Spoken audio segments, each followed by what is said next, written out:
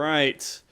Welcome, everyone. Today is Saturday. It's December 19th. I'm Frosty, and this is MogTalk. If this is your first time joining us, MogTalk is a show where we discuss a variety of topics involving Final Fantasy XIV in hopes to keep you informed and make you a better player, whether you're a Sproutling or you're farming Savage.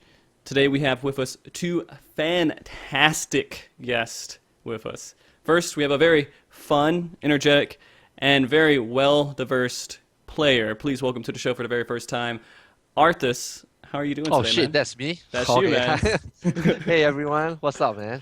Yeah, are you doing pretty good this week, man? Uh Depends what you define good, man. Farming wise, okay. You Okay. know, stress level wise, yeah, not there, man. I'm like literally just physically here. Mentally, I might be in somewhere else, man. Like in Savage or something. No, Alexander Normal or something. Oh, okay. Well, we'll get you back into the show and all focused here. All right. Next, we have with us the crusher of nerds and the author of a book called How to Switch Your Mode to Man. Future author, by the way. You haven't wrote it yet. You're working on it. Please welcome back with us, XenosysVex. How are you doing, Xeno? I'm doing good, man. Thanks for having me. No problem, man. Every time I get you on here, I'm just gonna think of a new way to like just bring that up. I've been actually Awesome. in my show, like when we start to do a raid or something, I'm like, all right, get ready, guys. Let's start to get ready to crush this nerd. Let's wreck this guy. I don't know, just something with that just like inspires me, wants me to kill something. But all right. So today we plan we're gonna plan on a party finder show and tips and all this other stuff that we're gonna do with the show. That might be a little bit on the back burner today because everyone exploded this week. It's been a very ridiculous week with the recent patch. So we're going to be talking a lot about that today because there's been an uproar in the community over the recent addition of Relics, anima weapons, which has turned pretty much into a conversation about the state of the game. A lot of people are now saying, hey, this is just a good reason why I hate the game now. And I think we need to talk about that. It's definitely worth talking about at the moment. So tonight, we're going to start off with those two topics, and then we'll go a little bit into Party Finder around the end and kind of see how all that pans out. But first off, and you guys will notice in the top corner, I removed topics because this is more of going to be a sandbox discussion. It's going to turn into a Oh mixed pot man, of when you told me like last week that regarding the show, like about Party Finder, I was like, oh okay. And Good. then like yesterday you told me, oh we are talking about Relic. I was like, oh god, no. Yeah. Oh, It's Relic time. here man. we go, man. Here we go. Man, it's on fire, man. Seriously, Yeah. the day after the patch, I don't think Reddit had anything else on it besides I'm quitting the game because of relics. And it threw me off. But anyways, first off, let me get each of your impressions on the new relic chain and kind of what you think about it. Sino, dish it out to me. What are your thoughts on the new relic, man? Um, uh, all right. So, you know what, Arthurs, man, you should go first because this is gonna Okay. take a minute, man. No, I This- wanted this- to hear yours first. Yeah. All right, all right. So, Okay. all right. Yeah, All right, so I think the new relic is absolute garbage, but I do Okay. not think it's garbage because it is a grind. I want to Okay. make that perfectly clear. I do not think it is bad because it is grind. I think it is bad because it is literally no new content and there is no logical reason why you should do what you have to do for the relic to get the relic. And what I mean by that is, why the fuck do you need to do 2.0 content to get a 3 point whatever weapon? It doesn't make any fucking sense. Why do you need poetics? That doesn't make any sense. Okay, I want to argue with that a little bit. All right, so doing old content, should they just let that content die out and just ignore it, or what should they do with it? If they're going to make that content relevant, they need to make it worth doing. That is also fun. Like for example, what if they took Titan and scaled it to level 60, right? Okay. Or what if they took Ifrit and scaled it to level 60? Like where it is now. So like when you do a level 50 dungeon at level 60. There's literally no challenge whatsoever. You can go in there with 1, 2, 3, doesn't matter what fucking class. You can go in there with anybody, it doesn't matter, and just completely smash it. That is a waste of time. Like that is mind numbing. You know, Okay. like that is mind, or at least in my opinion anyway, it's extremely mind numbing. And if they're gonna make like no, actually on that, like making old content relevant, why can't you use the new hunts, like the new hunt seals, to buy the shit? Or why can't you use esoterics? Or why can't you use books from Savage to get that? Like they purposely did it that way to make it to where all the players that have been playing the game for a while, they will carry the new players through. And I don't think that's necessarily right. I think the new players should suffer just like we had to suffer. That's what I think. Okay. But like if they're gonna make if they're gonna take that route, right, where because there does come a point in time, which actually now is a perfect example, where the old content is going to be completely irrelevant.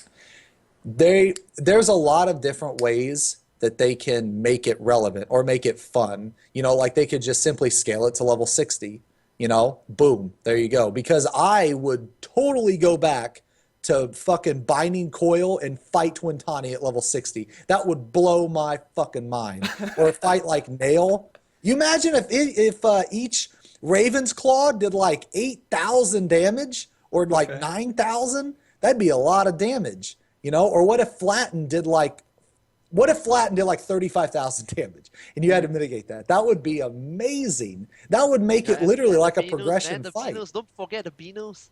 The turn Beanos? shot Beanos. Yeah.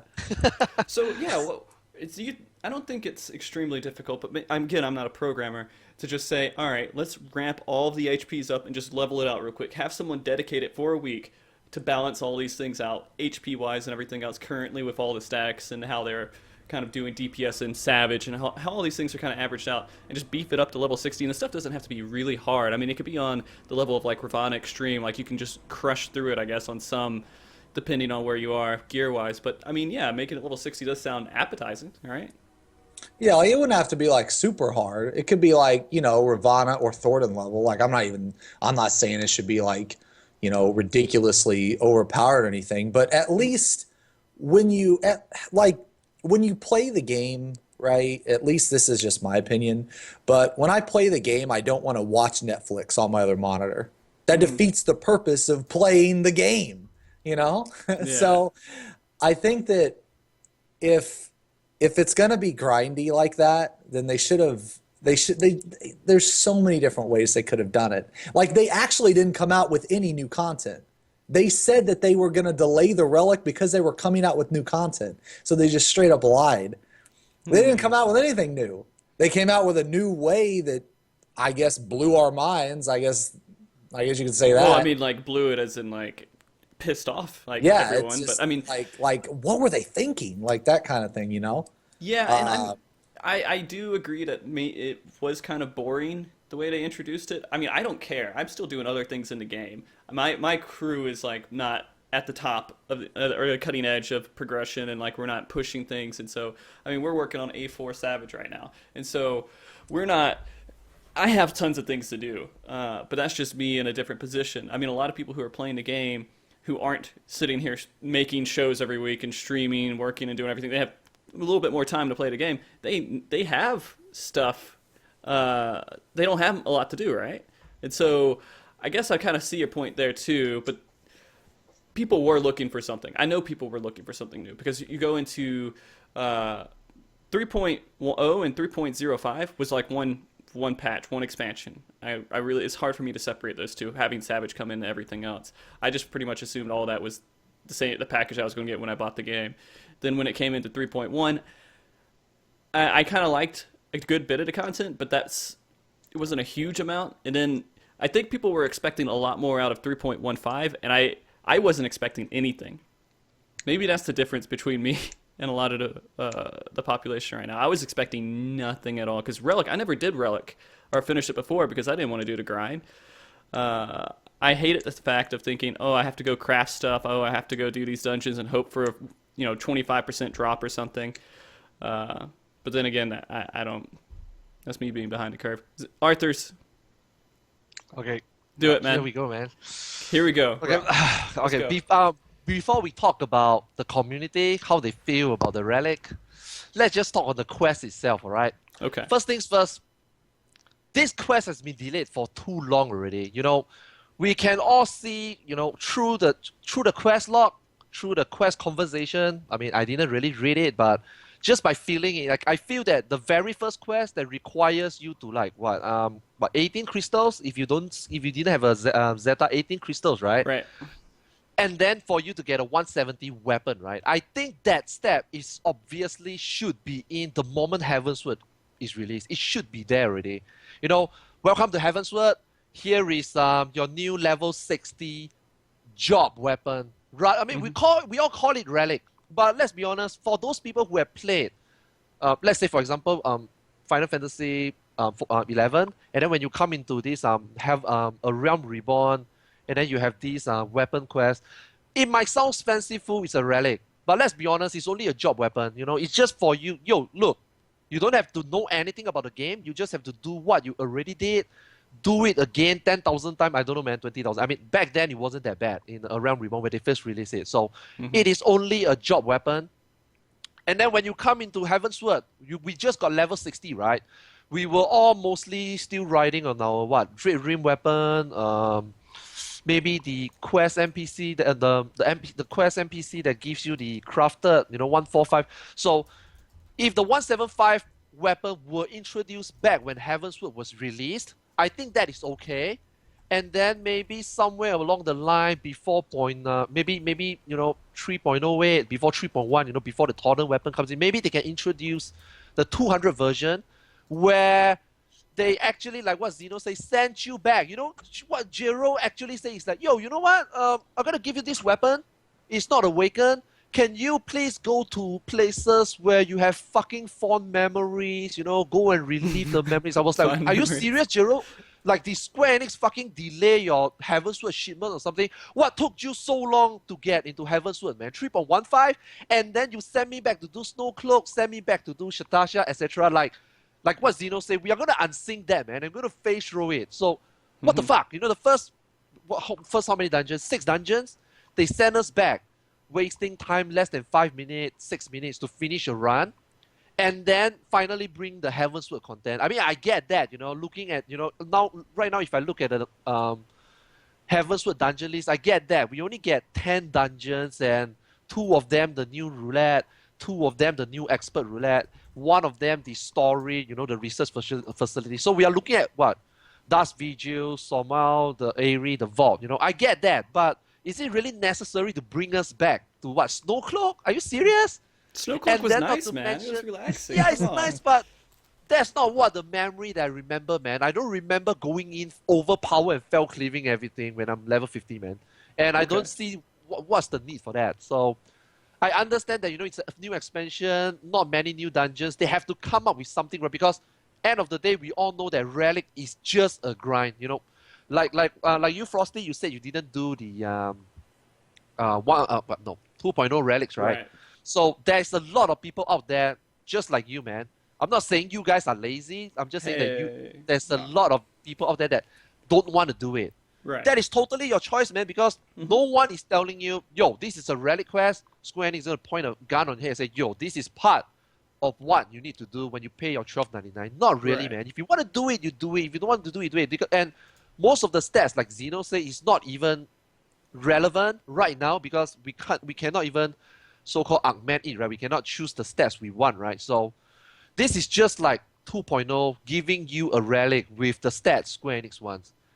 And then if they were to put it early, the 170 on release, the 200 somewhere, and then in this 3.1, 3.15, by the way, they delayed a damn long time, man. And then now everybody is like, we have to do so much shit at one go. We are 2 months away from this 3.2. So is this what Square Enix want us to do? So this is what making the community crazy right now. But if you take away the delay that Square Enix did fucked up the delay. I think they already acknowledged that. But if you take away that if they did not delay and were to introduce the way we were talking, like, you know, on release 170, somewhere in between 200, now give us the grind.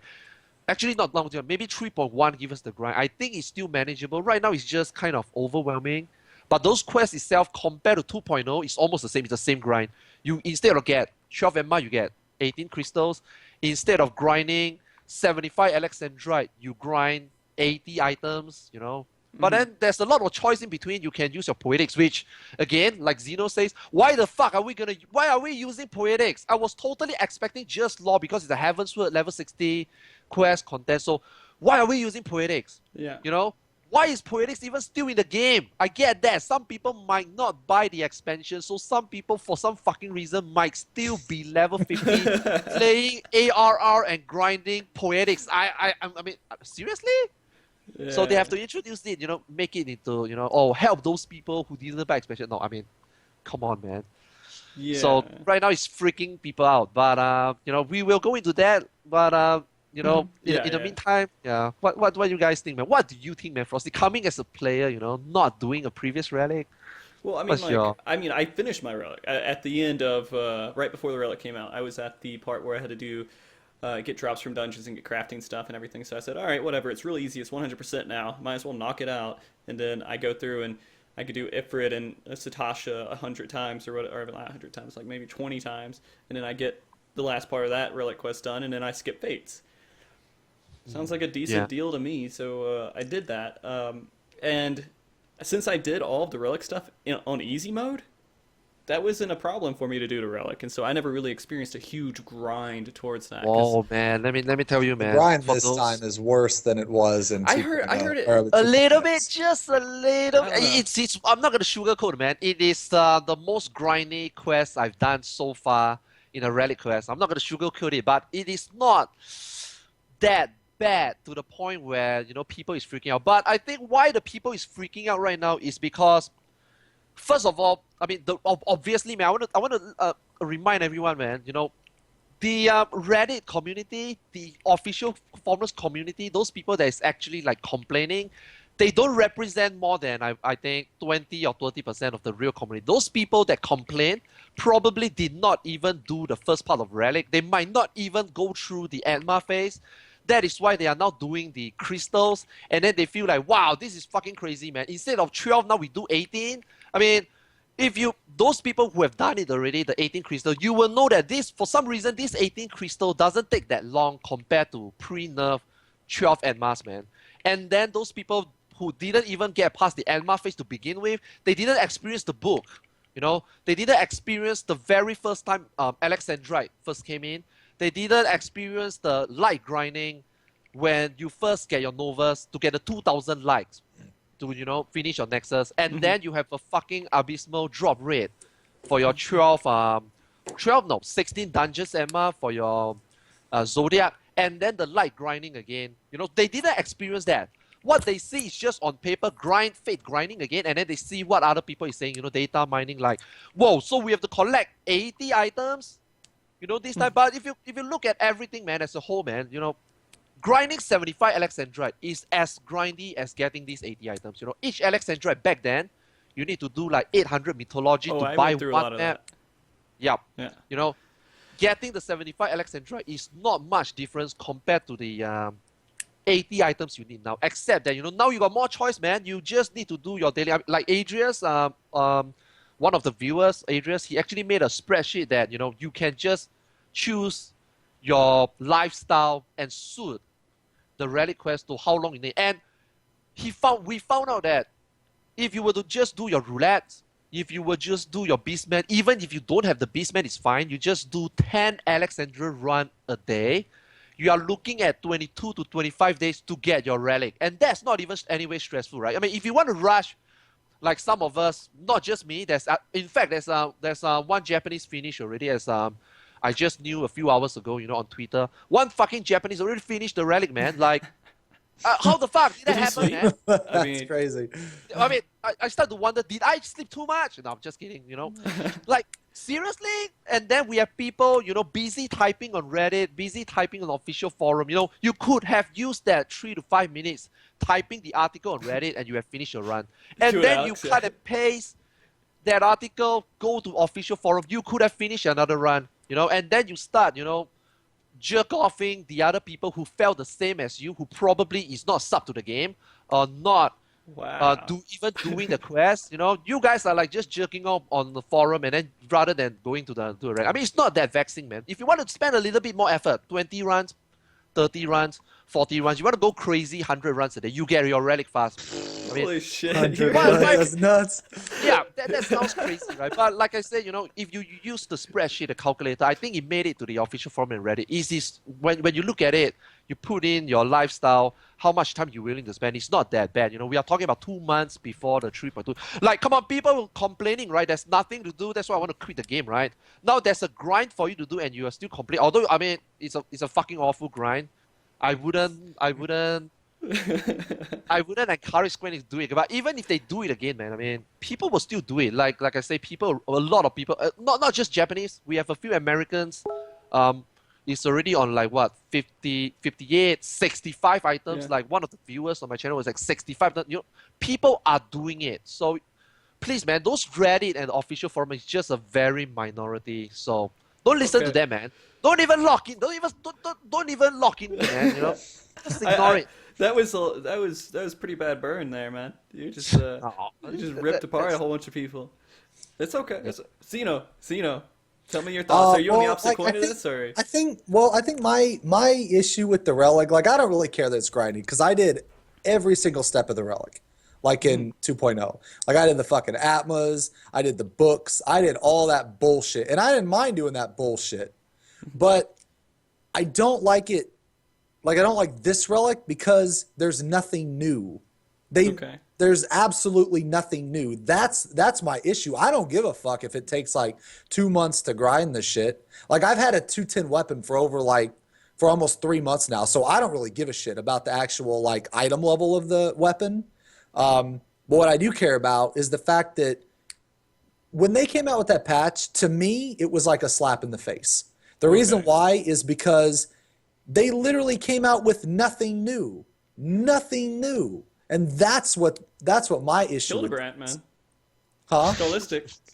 Wait, that's Hildebrandt? Yeah. You boy, man. Really? That's They Hildebrandt? came out I with haven't- nothing new, though. Yeah. I mean, because, like, realistically, if I were to get that, so I'm taking it slow. Like, I'm just gonna play the game, and when I get it, I get it. If I That's get the it best way to do it. Well, hopefully I anything will. you do in the game right now contributes to the relic. Yeah. Unlike the previous step, like we mentioned, like Xeno mentioned, the books, the Atma, the light grinding. If you're not on the step, you literally cannot even start the grind. And then when you have to start the grind, you have to be on that one job, equipping that one weapon to get likes. In order to get Atmas, you have to like equip the Zenith weapon, which it means you have to be level 50.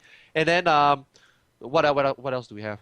Okay, the dungeon Atma is okay where you can go any job. Like this time, they actually allows you to actually use the level 50 job and get the crystals, and then you can use any job to get the progress for the final step, even if you're not on the relic quest, the final step. So even if you're not doing anything, as long as you're playing the game just like you're playing before in 3.1, you're actually progressing. But what Xeno says is true. There's absolutely nothing new about this relic quest. But we all expected that, didn't we? Like, a lot of people... Okay. Let's talk about expectations real quick. Because when we were going in with 2.0 and going through the relic quest and going through all the stuff that we went through in 2.0, we had we had no expectations. Our expectations were 1.0. So we came into the game with 2.0. All this stuff was amazing in comparison. It was great. And so now we're transferring from 2.0 into 3.0. Our expectations are 2.0.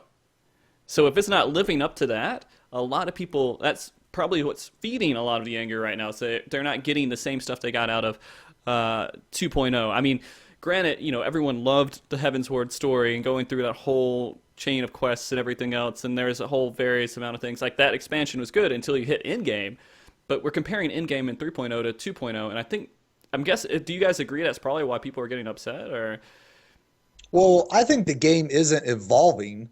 like the game's been out for what, like 4 or 5 fucking years. Like I didn't play in 1.0. I only played Yeah, like We can't count 1.0. Let's say 2 yeah, years. yeah. Well, no, I'm just saying, but Right. but actually, so they had a lot of really good ideas in 1.0. It was just implemented extremely bad.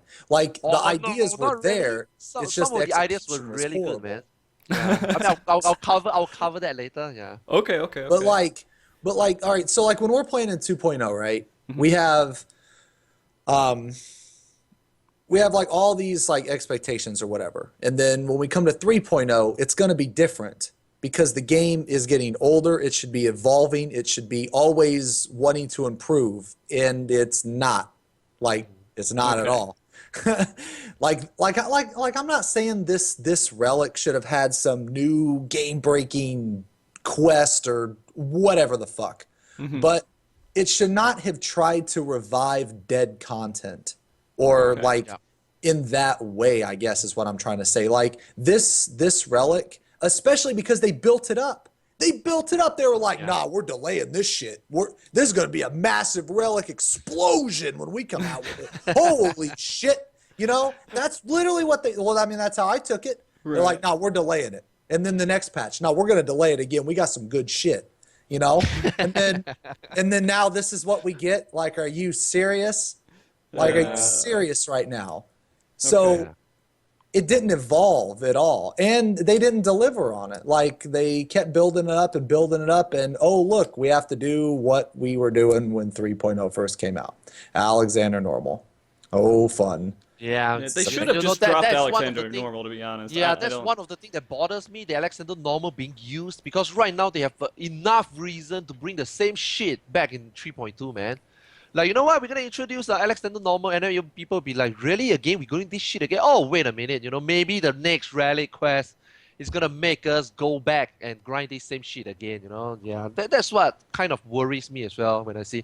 But, again, they didn't have much content at Heavensward at all to even establish a base for them to revamp the whole Relic system, you know, into something Heavensward exclusive, level 60 exclusive. I mean, when we talk about level 60, we talk about Heavensward, right? Because if we are pre-60, we are level 50, it's all the old content. But like what Xeno said, why did they bring back the old content? That's what I couldn't understand at all as well. Yeah. Too much this time, a little bit too much this time. Some of the relics, they're not even BIS. Yeah. Oh, almost Actually, all of them some are of the not. relics are worse than the Thornton weapons. Yeah. Yeah. That is But the thing is, though, you know, this Relic's weapon, it is just like, I mean, they shouldn't be, all right? But the fact that Square Enix, the way they are doing it right now, is almost like, you know, back in 2.0 when you get your level 80 Relics, you know, some of the stats really sucks. For example, the Bud Bow back in level 80, they give you what accuracy and skill speed. That's total garbage, man. But if these weapons were to be introduced earlier when you are just 50 and then you get these weapons, these are not bad weapons, you know. The fact that they delay so long, they build it up so much, and then eventually come up with this crap, yeah, that's a little bit unacceptable. You know, I wouldn't mind the grind if we have the option right off the bat, you know, not right off the, like after you finish the last quest, you have this option, you know, spend some material, spend some gear, whatever, man, and let us make the weapon worthwhile, you know, tweak our stats. I would be totally okay with that. The fact that they delay so long and then they force the stats on us, yeah, that is a little bit too much. But if you look at the whole picture, you know, even we are sitting here discussing it, you know, some of us might even complain it on the forums.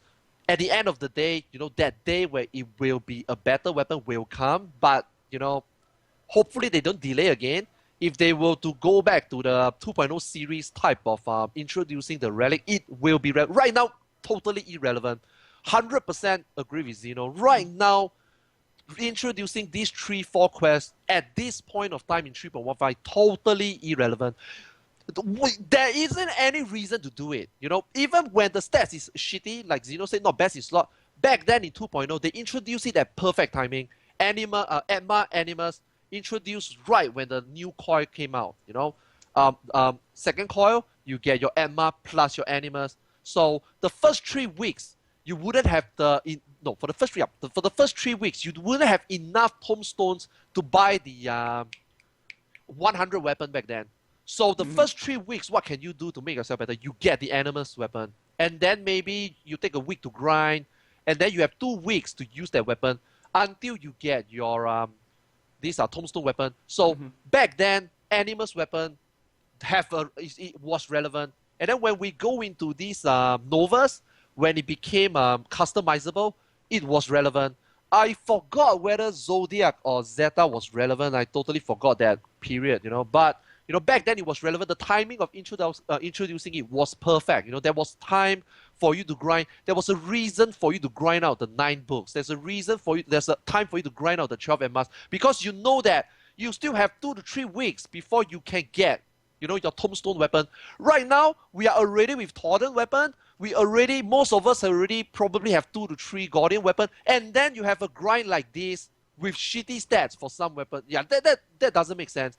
And then the thing that blows my mind is, the fear that that this step has to be done, not now. Even if you don't do it now, you have to do it later because it will be relevant if they will to introduce the relic weapon like they did in 2.0, which they promised, by the way. We still do not know that. So yeah, we are forced to grind, man. But So- for some people that doesn't want to grind, you can probably wait out. Like Zeno said earlier, why is esoteric not used? Because esoteric right now is the end game tombstone, right? Where you get an end game gear, right? They can't let you use that because there's restriction on it, and then they can't let you use the pages because just like esoterics, you can only do 4 turns a week. You are tied as well. So esoterics and the savage gear and the savage tokens is tied together, so they can't introduce. But I can almost guarantee 99.9%, man, when we come into 3.2, who knows, maybe they will delay, just like how they delay the savage 1 month, just to let people catch up or something, enjoy the story or something. During that 4 weeks before Alexander came out, I'm pretty damn sure that, the savage pages can be used to buy the I-identify items, which for people who still haven't started, the I-identify items are the items, one of the 80 items you need to get a relic. I'm pretty sure esoterics will be lifted. You can buy them with esoterics at cheaper price. So if you don't want to grind now, you can wait till then, No rush, man, Rather than complaining, no rush, man. But the fact the timing is wrong, the weapon is shitty, you recycling old stuff, no argument. Totally agree, 100%. So let's just say they changed one thing about the weapon, and they made the stats customizable. Would everybody be just, all right, whatever, I'm okay with it? Do you think that would be enough to just make people happy on the relic weapon? That should make some people happy. I mean, The fact that, most of the people that complain about whether they're happy or not, let's be honest, those majority of those people complaining, they probably not even sub to the game or not, they might not even sub to the game. They just read the patch note and like, holy shit, this is what I need to do. 12 MRs? Fuck, man, I'm not subscribing. You know what? I'm going to go Reddit and say, what the fuck? The reason why I stopped playing and subscribing because I read the patch note and this fucking grind. Arthas, your opinion is so low. Some of them probably didn't even play 2.0. Like, 2.0 and 3.0 is almost the same. Square Enix hyped up Heavensward so much that 3.0 basically looks like 2.0 release. Hey guys, it's a new game. We have a majority of the casuals that is already there. We have a new injection of those people first coming into the game. They haven't obviously done the previous Relic. They do not know what to expect. So they finally get a job to 60. They probably didn't even do coil. They just come into this game, Heavensward, as a new game. So to them, for Yoshida, for the Square Enix team, they think like, you know what, we cannot vary too much because we still have to welcome these players, man. We have to let them know that this is how the system is in FF14. But for players like us playing 2 years already, come on, man, Heavensward is not worthy. The story might be worthy for an expansion. Everything else, like Zeno said, is exactly the same. The game is not evolving. It might sell good, look good in front of the people that just tried out the game. But here the problem comes. Those people that just joined the game, play the game, they have no fucking idea how bad the MR was. They have no fucking idea how bad the Animus was, the Alexandra was, the Lights was, the Dungeon MR was. So when they see this, they're like, what? This is a relic quest to do irrelevant shit. I'm out, man. This is a community right now. Most of the people that complain, yeah. I looked in the corner of my eye and I saw something pass through chat from Karinadus. It's like, why didn't I get a pro relic player a pro anima player to join the the stream, and then they were going. I was like, "Oh, is there a pro anima player?" And he's like, "Yeah, the person in JP who was the very first one to get it was clearly pro anima." No, that guy just wanted to be the first. Yeah, he There's just nothing else. He just wanted to be the Maybe first my one to next do it. shift, man. You know, I Japanese. guess if doing maybe- hunts and spamming Alex normal mode is pro, then that's Yeah, it's just he wanted to do that, and in the end, I mean, okay, so the day the patch was released, and everyone figured out all the information for Relic, and there's tons of people just angry and upset. I was like, and most of the posts said, "All right, now I'm quitting the game. I'm done because of the Relic. I'm quitting the game. I'm quitting the game. I'm quitting the game." I didn't know how to handle it. I was just like, this is ridiculous. The response that's coming out of this. There's so much more to this game than just so think about besides just, hey, here's a Relic now because I see the Relic. I want to quit the game because I was expecting tons more. And so I said, all right, here's a post. I want to make just a quick rational discussion. Here is what do you not like about the Relic? What do you like about the game? And why is the Relic changing that? And what could they change for the Relic? Very rational discussion. And I had to talk to a lot of people that day, and there was a lot of fair points out there. There's a lot of things they could have done that it boggles my mind. Again, I'm not a programmer, but they could have made these small changes to the Relic that would have made people more content. And people brought fair points. People were upset for a reason. I don't think it was to the level of, hey, I'm deleting my game. I'm unsubbing. I can't that's a delete bit it. extreme. You know. Yeah, I mean, there's other things for you to do, and that's what I was paying Exactly, attention because to. this reliquary is totally optional, and Yeah. it will be time. It's totally optional. Like I say, if you were to do your daily roulette, just spend 5, 10. Okay, 5 is a little bit low. 5, you're looking at about 1.5 months away. But if you do 10 runs a day, which probably take less than an hour. Okay, an hour, you will finish it in time. In 24 days, like the calculator we did. 24 days, man, you can get it. I mean, I think that like all right, so here's another issue that I have with the Relic is that the Relic doesn't appear, or it doesn't it caters to absolutely no skill. Like you can literally have absolutely no skill, hit one button over and over and over again, and you will get your Relic eventually. And that's fine. That's fine. I get that. That's fine. I get it. You don't have time to play. You don't raid. It's fine, whatever. yeah, and the reward is worthy of that because it's not the best in slot for almost everyone. So it's a casual. But yeah, what they should have done was also make it available for the people that do all that shit. Like, for example, remember that badass Primal quest in 2.1? You kill Ifrit, Garuda, and Titan? I fucking love that shit. Every week I got a free 90 weapon. That was badass. And it was fun because you killed all 3 primals. It was awesome. That was like one of the coolest quests back in the day. So why the fuck couldn't they have you kill Bismarck, kill Ravana, kill Thorny, you get like one of every token? I totally did not expect why Bismarck and Ravana was not introduced in it. That actually would have made Bismarck relevant. yeah. People would be cute. Like, that would have made Bismarck relevant. Yeah.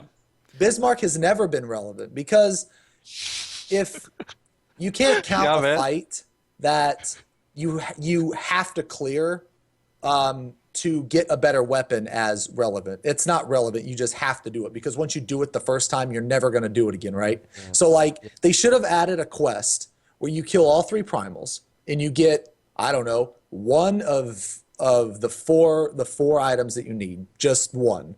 And to make CT and all that shit relevant again, just add one of each of those items to that weekly CT quest or whatever, Gift of the Archmages. That could make that relevant. Okay, boom, that's 2. Then you should be able to spend esoterics on those fucking things too. You should be able to spend the new seals from the newer hunts. And probably one of the most important things is Alexander Savage. You should be fucking rewarded for Alexander Savage. And here's how they can make it. First off, you spend X amount of books on one item or whatever. So we'll just take it like normal mode, right? So, okay, so you go in and you go into A1 Savage. Boom, you get a book. One book will get you one of that item. I don't know what the item is that you get from Alexander Normal. I think it's like the bolt. So we'll just say you get whatever those bolts buy, you get one of that. And that's only one a week. You know? Or I agree with that. Yeah, just you do Alexander Savage. Like for example, right now the current hierarchy is this: if you do turn 1, you get the bomb. You know, turn 2 you get something else. So you know, maybe if we do Savage turn 1, we can immediately get the identified weapon item rather than do 10 normal. You know, they can do that. But I think esoterics and books, the reason why they didn't add that is because there will be an unfair advantage. You know, people who saved up esoterics, people who saved up the books, is going to be like, first to finish. Because Square Enix likes to just flat, relic quest start together. That is why the Beastman tribe quest, the tokens were newly introduced. I think that's what they were shooting for. That's why they didn't include esoterics and the pages. But Savage can definitely reward. Seriously, if we were to spam turn 1 10 times, we get a ball. No, not ball. The identified bone, and then we do Savage once 10 times, 100 times, we get nothing. Like, are you kidding me? Give us something, man. 1 week, like Zeno said, give us 1 identified items from each turn. Like, why not, man? Yeah. Okay, Zeno, you were saying something else too, there, right? You're like, all right, okay, so. All right, and this actually goes back a little bit, but so you know how they admitted that they fucked up, right? And they made Savage too hard, right? They said that their numbers on turn 3 and 4 were lower than expected, which is why Diadem exists. That is why Diadem is in the game, is to give people gear so they can get gear carried through the turns. And that's fine, because some people need it for whatever reason. They haven't mastered the rotation, whatever reason it is, but that's why Diadem is there. So here is another way to help people clear 3 and 4, because I can guarantee you that I would be doing this every week, is if you cleared, okay, so let's say you clear turn 3 and you get that particular item. If you got that item every time you cleared turn 3, I guarantee you that me and 6 other people would be carrying people through turn 3 nonstop. Okay. And turn 4. And the important part is that, like, people that don't have a group, because there are a lot of skilled players out there that actually, they just don't have a group. Like, they're very skilled players. They just don't have a fucking group. So, whether it be work, whatever, real life shit, whatever the fuck it is, they just don't have a group. They don't have time for it. Those players would really, really benefit from that system, because players like me, who don't have anything to fucking do in the game, right? Like, we would help them. We would help those players, not only to help them, but because we're all benefiting. Like, both parties are benefiting from it. So, in a sense, people would not only get their relic faster, more people would get experience into 3, more people would get experience into 4, and it would be a win-win situation. Like, there's absolutely no downside. The reason why I think that they didn't do it was because if there was a system like that, people would be getting geared too quickly. They would be completing their relic too fast, and then they would have nothing to do up until 3.2. The reason why that this relic was like a slap in the face to me was because they literally didn't have anything. Like, they have nothing. They have nothing new. And this quest is designed to last until 3.2. It's not designed for fun. It's not designed to get the weapon. It's designed to waste our fucking time until 3.2, which right when 3.2 hits, it's not going to matter, because the weapons are going to be irrelevant, because 3.2 is going to bring a primal. And it's going to have either the same eye level weapon as 210, or it'll be 5 higher, like with Leviathan. It's a really good example of this. So, like, the way that they did it, and what Arthurs was saying earlier about the timeline, imagine this quest, like, flipped around. So imagine the really shitty part at the very front, right? And now you can't skip this, but let's imagine for a second that this quest came out right when normal mode came out. We would be talking about a completely different situation, because all that content's new. We're working towards our relic, and let's not even make it 210. Let's make it 200.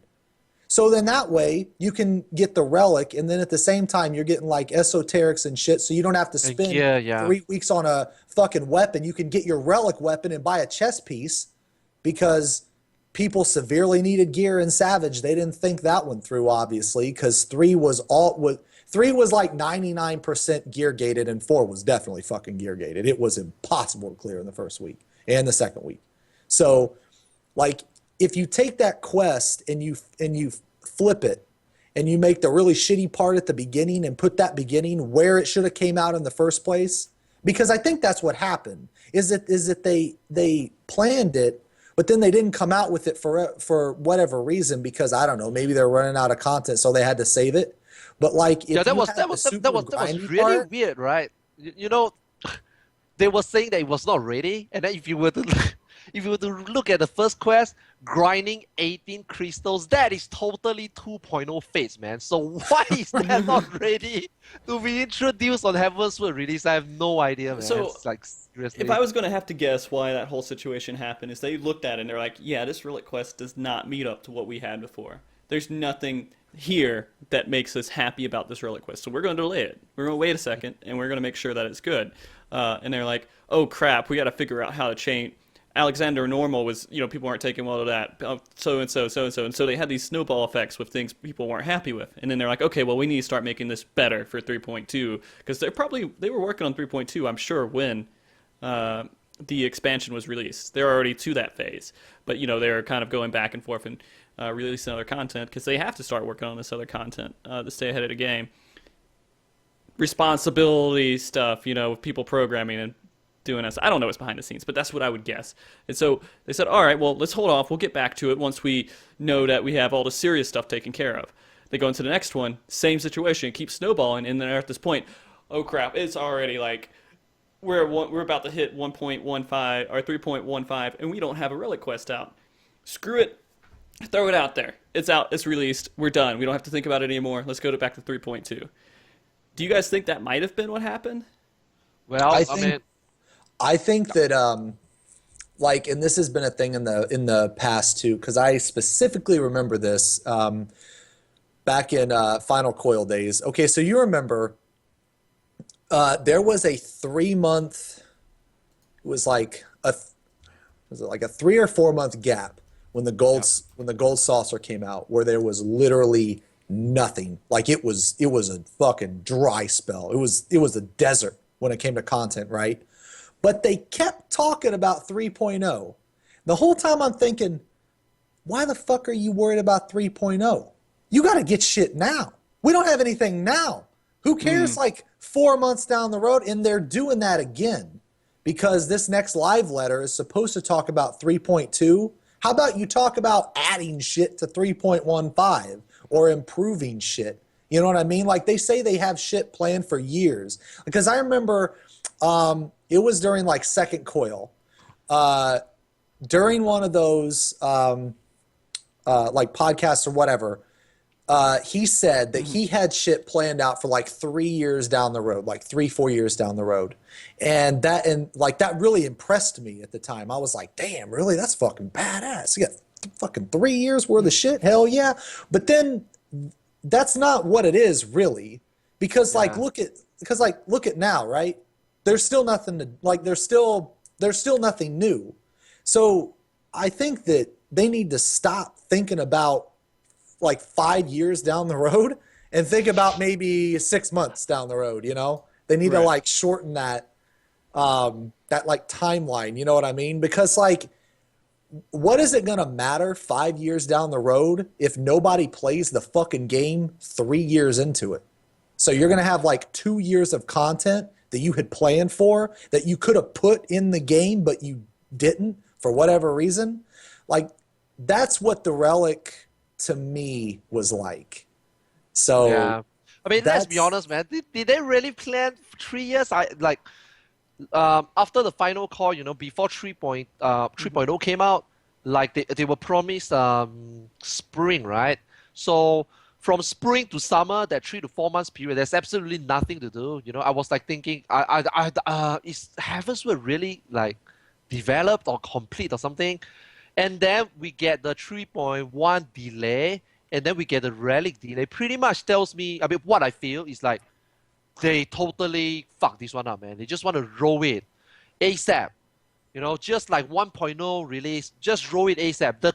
Thank goodness the thing is, they didn't have the 1.0 effect where they just roll everything out without testing anything. This time, at least they tested something, but the lack of content and the delay makes me feels like, you know, they are totally not ready for it. You know, we were talking, if you include the Heavensward delay and we include the 3.1 delay, we are talking about good 4.5 months delay. We could be playing 3.2 right now already, you know. That is how much content we have missed. We could be waiting for 3.3 right now already, rather than waiting for 3.2. That is how much we missed. So they promise that from now on they will be putting in a proper timeline. We will see about that. But for now, totally unexcusable, man. Everything seems to me like unfinished, totally rushed, not enough manpower, which they admit, by the way. So what are they gonna do now till then? This we will. Let's change the note real quick. And so when Heavensward was released, and for the past, it's been a little bit over 6 months now since the expansion was released. What in this expansion have they released that you're like, I'm glad they did this. This made me happy. This is something that makes me want to play the game. Oh, there's a lot of Honestly, stuff. For me, Yeah, go ahead, Zeno. There's a lot of stuff. Obviously, the 3 new classes. That was really needed. It was really necessary. Okay. Actually, the leveling dungeons. I thought every single dungeon was awesome. I like Dusk Vigil. I like the Ari. I like Sawmaul. The Vault is the best dungeon they've ever fucking made. And Gooball Library is cool because it has the word Gooball in it. You know, whatever. And like that was really awesome. Like I really enjoyed Bismarck. I really enjoyed Ravana. Ravana was amazing. Like Thornton was amazing. Thornton is arguably one of the best fights in the game. There was a lot of stuff that they had come out with that was awesome. All the new areas, they're all like beautiful and amazing. You know, you fly around and shit, it's badass. But like when it came, they really dropped the ball when it came to Savage, I think. Okay. But as far as like the good things go, I think that 3.0 was awesome outside of Savage. So But even like A3, are you including A3 into things that you no, don't I'm like? not. A3, whoever the fuck designed A3 had nothing to do with A1, 2, and Hey, I liked A1. I thought it was a perfect intro fight, man. It It- was the yeah, intro yeah, fight. it's a good intro. A1 was And good, then you have was a turn good two, intro. and then you have A1 turn was a good coming in intro. like, what? You know, Yeah. you have such a good introduction, and then like, you know, you suddenly cut into commercial. Some goblins come out and dance for Commercial. you or something. Like, what the fuck? I think the reason why I didn't care for A1 as much as some other people is because A1 lacked, it really lacked mechanics. It was all about DPS. Whereas if you look at turn 10 was awesome. The entire raid had to work as a group with the tether charge, all that shit. Like the whole raid had to work as a group. And in A1, it wasn't like that. If you look at turn 6, the whole raid had to work as a group as well. You had to break chains, you had to kill the thing in the middle or move the boss, whatever. Then like the entire fight changed once he went to his second phase, right? Right. So, and I mean, Caduceus, I mean, he was pretty simple too. So I guess the closest comparison between the two is probably turn 1 and A1. But I liked Caduceus a little better. I thought the group effort was better on that. Okay. But A1 wasn't bad. I just think that it wasn't as good as like turn 6 or turn 10, Other but it intros? wasn't bad. Yeah, other But yeah, whoever designed A3 was a genius, and they had nothing to do with the shit stain that is 2 and the vomit shit that is 4. So Oh my god. All right. So I got it. So basically, they have reduced or introduced a lot of good stuff in this expansion. They had a lot of good things in this game that you're like, yeah, I'm glad that Final Fantasy is doing some of these things and making me enjoy the game because of this. It's just there are the little things that they need to start improving on and making better decisions on certain bits of content, like time release, what it involves, and simple things that. I mean, I'm a fan of reusing old content. And the reason I'm a fan of it is because it means that they have more time to release new content and give me something to do that I might actually enjoy. Like, I wouldn't mind going in and doing T9 1,000 times. I mean, would any of you guys be upset if T9 was like relevant content for you? I think that'd be awesome Yeah, T9 is good. if T9 was. I mean, that would be fine. So I'm okay with they have to just kind of choose which content they're going to reuse. I would say, hey, what do people like seeing? What do they like doing? Let's ramp it up to 60 and let people redo it. And I would be fine. Give me a red nail or something, or make them really evil, black, glowing, like shadow of nail or something you have to fight that does the same exact mechanics and nothing's really different. Just the eye levels are kind of relevant towards what you're doing now. Not the best, but they're out there. You can do that content. But the thing is, though, they don't even have manpower to do that. So that's not I mean, manpower, though. That's low manpower, right?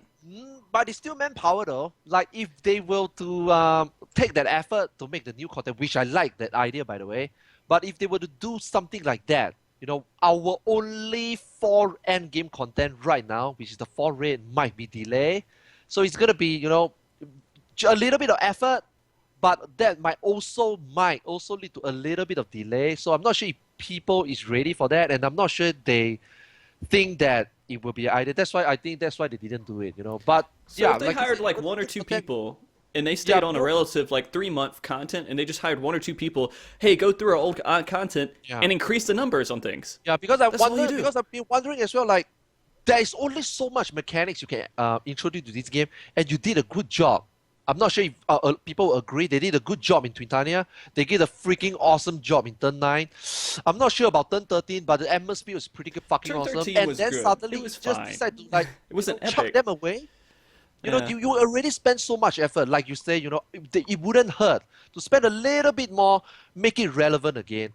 But for me, I just think that they already use the excuse like we have no manpower. So Well, I they mean, are it's That- quality that's no versus. excuse of like no manpower. Like I don't buy it because here's why I don't buy it. All you have to do is not develop stupid shit like Lords of fucking Okay. Lords of Vermilion. fucking Are you Vermilion, kidding right? me right now? Lords of Vermilion.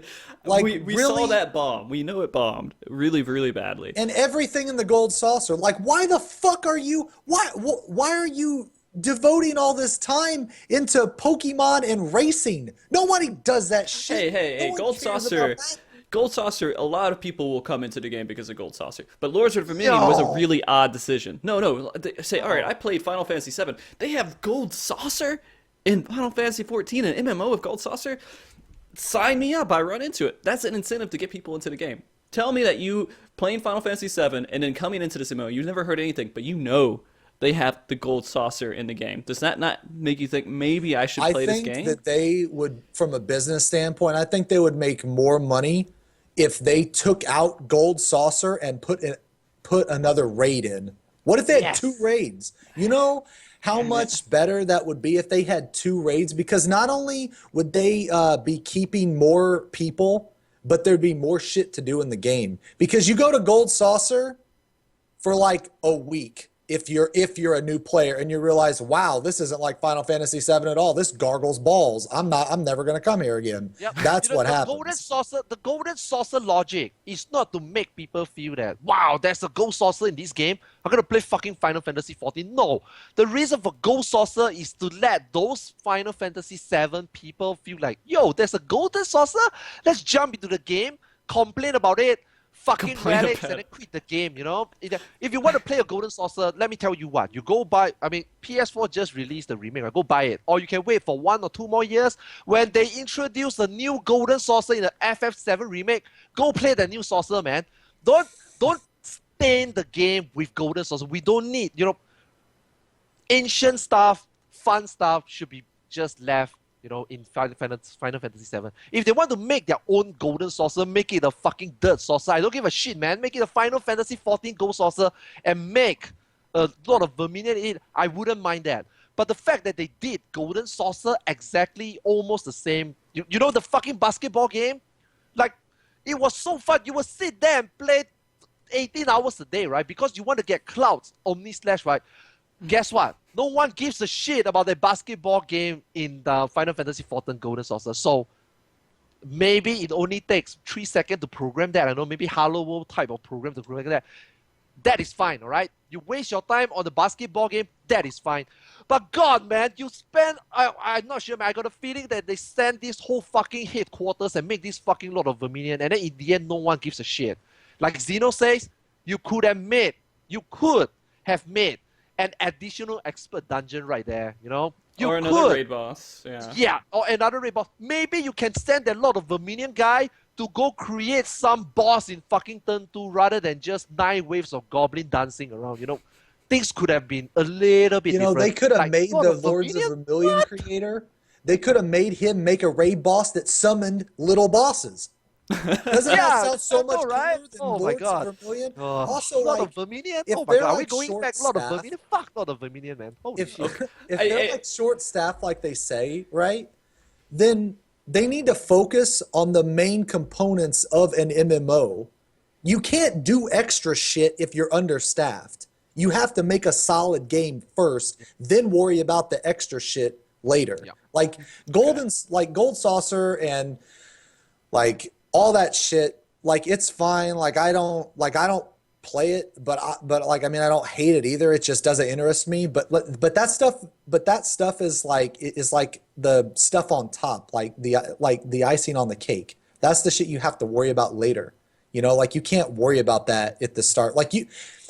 There should never be a live letter where you devote a whole hour to Lords Holy of shit. Vermilion. no, That no. shouldn't happen. And 1/3 of the patch notes, 3.1 Lord of Verminion. Oh my God. Oh. Okay. I can't disagree that Lords of Vermilion was overdone and unnecessary. Overdone? It shouldn't even be done, man.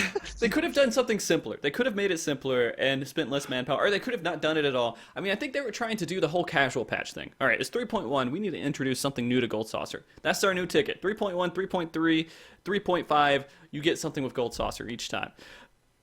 But they probably should have not done Lords of Verminion. They should have done snowboarding or something. Even if they're going to go that way, go with something that is going to be doable. Like you can't do Lords of Verminion. I tried. You can't. No one's playing it. You can't do it. I would rather you could go against. I had fun. All right, I had fun doing NPC stuff. But after you dump NPC stuff, you're done. I mean, I definitely think Gold Saucer has a market out there in the game, and it's fine. But it does, if they are having as much issues they are with the standard MMO stuff, like Xeno was saying, then maybe it should have less attention. Yeah. Um, Like the first thing, the core of the game should come first, you know. Raid. Man, Real fun, relevant. to like content. the north area, and we don't have snowboarding. Come on, we all thought that was going to happen, right? You got snowboarding. Not now, man. You're going You to just the said north. it, man. You just said it. 3.3, it Now better be we- snowboarding. All right. Now Square Enix got a huge problem, man. You know, it wouldn't be bad. Imagine this situation. Lord of Verminion is in 3.15. Relic came in 3.1, and then Torden come in between before. You know, it would be so much better. You know, we might be still grinding. A lot of people might already start to finish the grind, and then you have a lot of Verminion coming. Yeah, you know what? I'm gonna try because there is nothing much left until 3.2. You know, I finished my Relic. Maybe I can try a lot of Verminion. But instead, they do it the other way around. You have a lot of Verminion, which people is like, oh my God, I waited so long that 1/3 of the patch is taking up this. You know, fuck that. I'm not going to do that. And then Void Arc doesn't make any sense except for this far thing every week or the Glamour. And then you have Diadem. You already have so much to do in Diadem for those people that wants to get best in slot or people who wants to get geared. Like Xeno said, turn 3, turn 4. And then why do you have a lot of Verminion at such timing, man? Like, Okay, real quick, it's a step Arthur. in the face, you know? So I know this is how people in the U.S. think. I don't ever read anything about Japanese forums. Oh. You read Japanese forums at all? Do you? You have like a Yeah. good grasp? Are they pretty much on the same page? No. No? Japanese, till today, already 3 days, I've never seen, on Twitter, I'm very, my Twitter account is mainly used for Japanese players. I used to read a lot of things because it allows me to understand my practice my Japanese. And for these few days that I read, I mean, I seldom reply except when I see fucking cute girls. Right. Okay. When I reply, when I see those, you know, the comments, they are always saying, "What? instead of needing one identified, you need 20. Oh my god, this is going to be a long grind. Oh my god, how am I going to get 20 items? You know, and then people start coming in. You know what? There's a strategy. You just do turn 1, you just do turn 4, and then you get your loss to buy turn 3 items. So what about turn 2? Oh, fuck turn 2, you know? What about Lords of Verminion? How did they feel about Lords of Verminion? No one does Lord of Verminion. Oh, for Lord of Verminion, everyone's on the same page. NA or Japanese, everyone's on the same page. It's a fucking waste of time. Yeah, it all sucks. Yeah, Okay. It's really When bad. shit is shit, it doesn't matter. Okay, I was kind of curious about that because I wanted to know if they were receiving the same comments about Lords of Verminion over in Japan as they were over in U.S. Oh, I'm surprised they didn't make Lords of Vermilion part of the Relic. It's dead as shit. Just like how normal was. Why didn't they have you do like 9 fucking battles of Lords of Vermilion? Yo, you know, trust me, someone in the Relic team probably said to Yoshida, you know what? Going back to Snowcloak doesn't sound like us. We have to use the previous content and know what to do. How about Lord of Verminion? Yoshida probably thought, you know what, that's a freaking good idea. And then they start to look at the number. You know, they have their numbers, right? How many people shout Yoshida? How many people entered turn 1? They got those numbers, right? And then they realize that, wait a minute, I think this is beyond rescue. You know? Maybe the person who suggested that had some ring marks on the side of his face. Into the Relic, like, I don't even know if I could be mad. I would just be like, well, got him. I guess I got to do it. At least I've never done it before. You know what? To me personally, that's new content. So if they put Lords of Vermilion in the Relic, that to me would be new content. That's what they need to do. You should just be able to grind Lords of Vermilion for the Relic. You know, because why? I mean, it doesn't. I mean, are you serious? Are you serious? You have to do 2.0 content to get a 3.0 weapon. Why the fuck can't you just do Lords of Vermilion to get a weapon that you're never gonna need for Lords of Vermilion? I mean the logic, you know, whatever. Okay. That's good. I would rather go, you know, they have these 2 mini game in 1.0, mining and chopping. I would do that, man. If you chop the same spot twice, you get an so you should buy it with MGP. I would do that. Not a lot of Okay, Oh, MGP. no. Let's make it to where you can get relics of MGP. Chocobo Racing's dead too. Yeah. So is that fucking basketball game you were talking about, or at least Triple just spam Triumph's that okay. basketball game.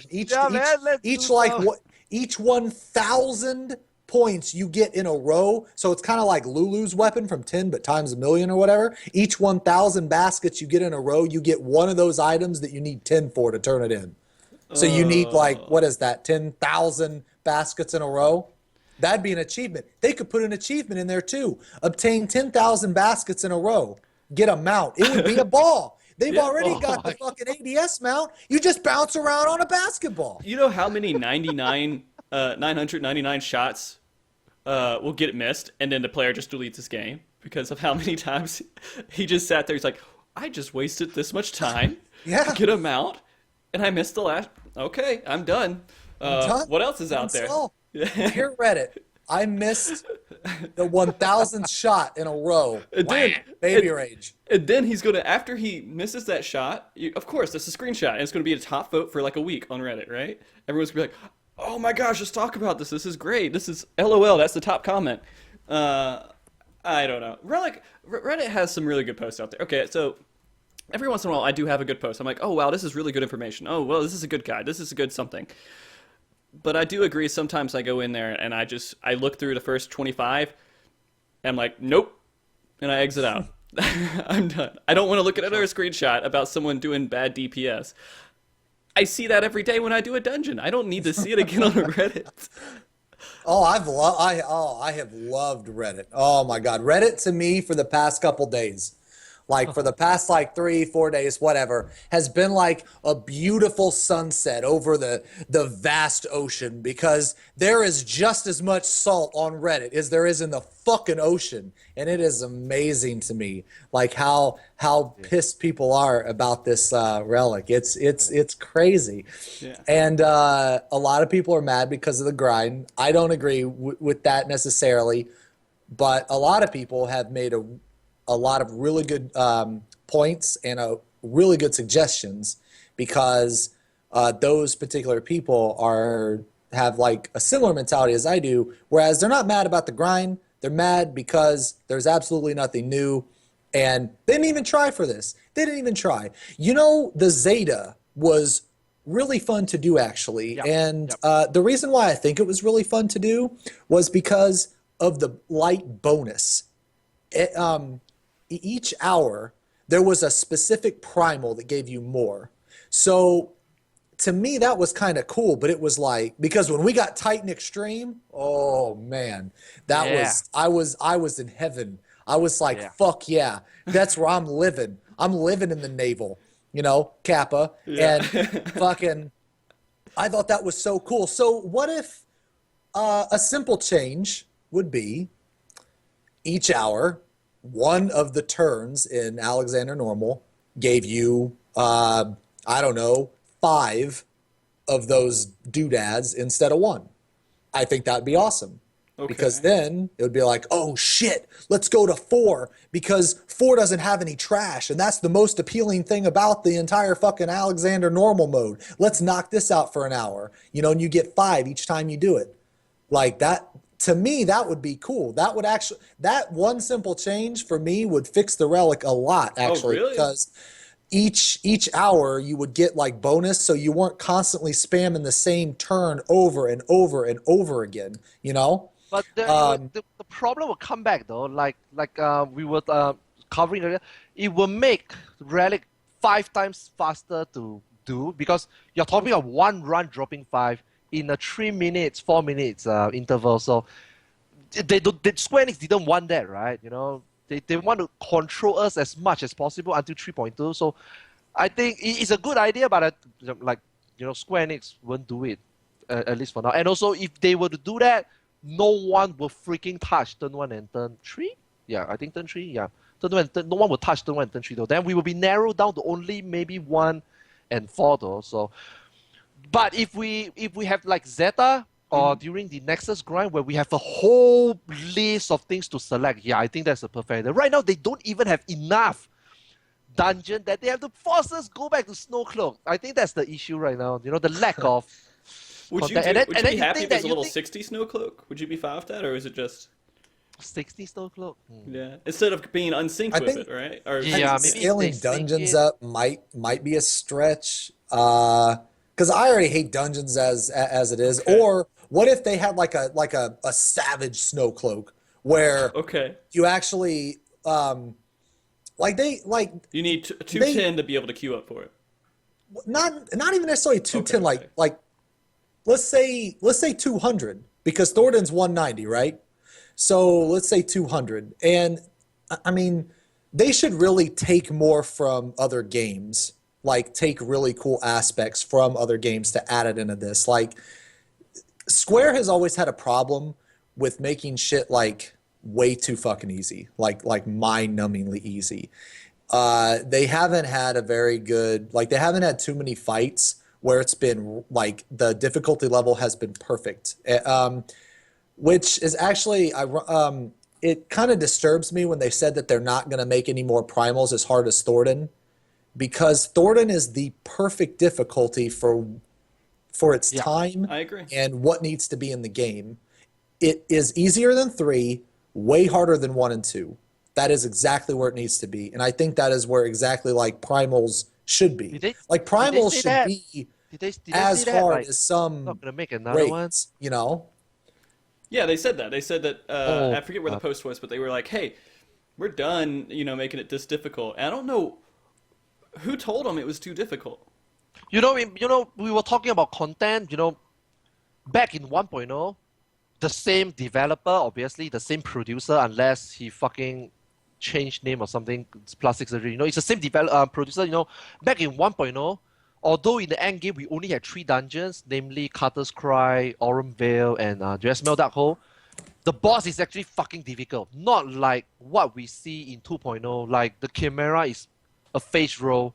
The Chimera, if you make one mistake in the Chimera in 1.0, you pretty much wipe. And then that wipe is so costly that, you know, people will be like, maybe post it ready now, just kidding. Like, they will be so upset that they will be so demoralized. Why is that? You know, back in 1.0, a dungeon is not just one route. You know, open chest, kill a boss, kill a face roll boss, open chest, get XP. You know, in 1.0, the dungeons were like There's 5 objectives in every dungeon. 1 objective, and each objective in the end contributes to 1 chest. For example, killing the last boss is 1 chest, obviously. Opening all chests in the dungeon will contribute to 1 more chest at the end of the dungeon. Killing the second boss, there's an interaction, there's a specific objective you need to meet in the mid boss that will eventually contribute to 1 more chest after you kill the final boss, and then you have a specific monster in the dungeon that is located in such challenging position to pull, to kill, to pop another chest in the dungeon, and then the last one I freaking forget. Let me think. Oh, time attack. Within 17 minutes, you have to clear the dungeons for another chest. So you have 5 chests, 5 objectives for 1 dungeon back in 1.0. Why is this concept not introduced in 2.0? It could make all dungeons so relevant, and if they were to use this concept, by the way, they did in 1.0 Relic, the very first Relic, the level 80 Relic you get in ARR, what they did, you have to meet these 5 objectives, pop the 5th chest, and then you will get a 6th chest, and then your Relic upgrade item will be 100% drop. If not, you will still pop the 5th, you will still pop the 6th chest, but at a 1% drop rate. 1%, so people 100% is like a huge drop. Yes, 100 versus 100%. So you have to clear the dungeon, 17 minutes, pop all 5 chests, pop the 100% chest. Or you do this shit, 10 minutes, just kill the last boss and you get a 1% chest. Obviously, people is going to go for the 100%, right? And then speed runs, it was so challenging, it makes the community so much better. But at the same time, what I just heard from you guys, if they were to think that Torden is difficult enough to eventually next time not introduce a Primal that fun, that kind of difficulty, then oh my god. So we are totally not going to see. I was expecting one day, man, this 1.0 dungeon concept, objective dungeons, getting, multiple things, getting, maybe, for example, right now we have the 4 relic items. Maybe if you were to spawn the last chest, you get an item for everyone. Things like that. If they think that Torden is difficult, now I start to wonder, will we ever see the 1.0 type of objective dungeons in the game? Because that is fun. And how did that became 2.0 dungeon will become linear? I have no freaking idea, man. That was so disappointing because 1.0 have a lot of fun stuff that you guys who never play 2.0, 1.0 will probably never imagine. In 1.0 when you fight Darnus, the turn 9 boss, you actually have a Z-axis where Darnus will fly to the top of the arena and cast Mega Flare. So you will have your DPS from level 1, run up to level 2, run up to level 3 to interrupt him to cast Mega Flare. At the same time, you have meteors literally dropping from the sky from level 3 down to level 1. And then you have your range DPS go to level 2, hit the meteors, interrupt them so that they don't explode at the ground. And then you have your tank and healers at level 1 fighting the fucking golems. How about that? You think about this a lot, Arthas. You think about this a whole lot. Yeah, man, that is so fun. And then suddenly we come into 2.0. A lot of us 1.0 players is like, okay, so they are just trying to revive the game because the game makes massive loss, right? They have to recoup the game before they can maybe hire more people, I don't know, get more quality programmers in, make better games. I was like, okay, I'll give that to you. Heavensward, go fucking milk everyone money. Eventually I hope that we can start seeing Z-axis fight. We can start seeing objective dungeon. That was so fun. Even when you're doing a relic, by the way, in 1.0, you have to challenge yourself every job. There's a guild has, by the way, no, go here. There's a guild leaves, by the way, that requires perfect execution. I would say a 4-man guild leaves, that is almost the difficulty of, let's say, Alexander Savage Turn 1. I kid you not. One mistake, you wipe. You waste 10 guild leaves, you wait for 2 days to recover the 10 guild leaves, you come back and attempt your relic, things like that. I was hoping that one day you will come back, but, maybe they are selling, like I say, they are selling the game, Okay, one day, when they finally realize that, we are not going to get in new players because this game, like you guys say, is, 3 years? If you include 1.0, it's freaking 5 years already. Let's look at on paper, what do we have? We have players that actually cared for the game, players that doesn't want a lot of fucking verminion. So let's spend all this attention, make fun contents like we had in 1.0. Not exactly the same, fun content, and then we can, evolve the game from there. And then they decide to finally bring in Heavensward and then sell it like a new game, attract new players again, start the 2.0 treadmill running all over again, and then now I'm here sitting thinking, you know what? I waited 2 years. I was hoping that in 3.0 Heavensward we will see an evolution of game, but no, man. All we get is what, rage scripts and a fucking turn 4 boss that doesn't move and just sit there like a mofo, letting us hit him like a 5 dummy legs, you know, things like that. So in a way, I'm disappointed, but I mean, I came from 11. I've seen, you know, what Square Enix can do. I still will have a little bit of hope, but right now, yeah. Okay, so right now, are you guys both in this place to where you're just like, kind of, I'm maybe not enjoying the game as much as I was before, and maybe there needs to be something else that has to happen. Like, is 3.2 like the patch that kind of says, hey, am I going to keep playing this game? Or are you pretty much, you're content with the game right now, and you'll be fine if they keep kind of going on this track they've been doing since 3.0? And that's a big statement, but yeah, I love this game. This is obviously my favorite MMO. I love this game. I love the community of this game. Community of this game is very important to me, actually, and I just love this game. But I'm not going to pretend that it's good right now, okay. Because right now, for me personally, there's nothing to do, and it's not the greatest.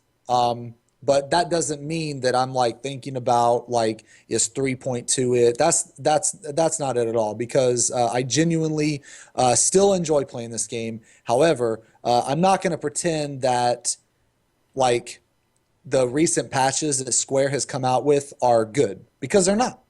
But at the same time, that doesn't mean that 3.2 is going to be like the deciding factor. Like, I'm very much looking forward to 3.2. I'm looking forward to all the changes they're going to make. I'm looking forward to all the new content they're going to make. I hope that they learn from their mistakes from Savage, for example, from this Relic quest, for example, from Lords of Vermilion, for example. Just that kind of stuff. Like, I hope that they take the positive feedback they got on Thornton and Ravana and like stuff like that, and they keep doing it, because like in the past couple patches they've come out with Diadem, which the concept of Diadem was so awesome to me. Like, when they first came out with when they first mentioned Diadem, I was like, man, that is either going to be really awesome or really fucking terrible. Because just for the fact that it's kind of an exploratory mission, right? That to me sounds really cool, because I think there's a lot of depth there. But instead, it was literally just a parsing dummy. So they kind of dropped the ball on that. But like, if they just learn from like those mistakes and just never repeat them, I really think, like, I still think this game has amazing potential. I guess is basically what I'm trying to get at. For me, you know, this game, I mean, might be a little bit biased because I came from 11. I see what Square Enix can do. I see what transition they usually will go in, like when they cater for new players, they really cater for new players.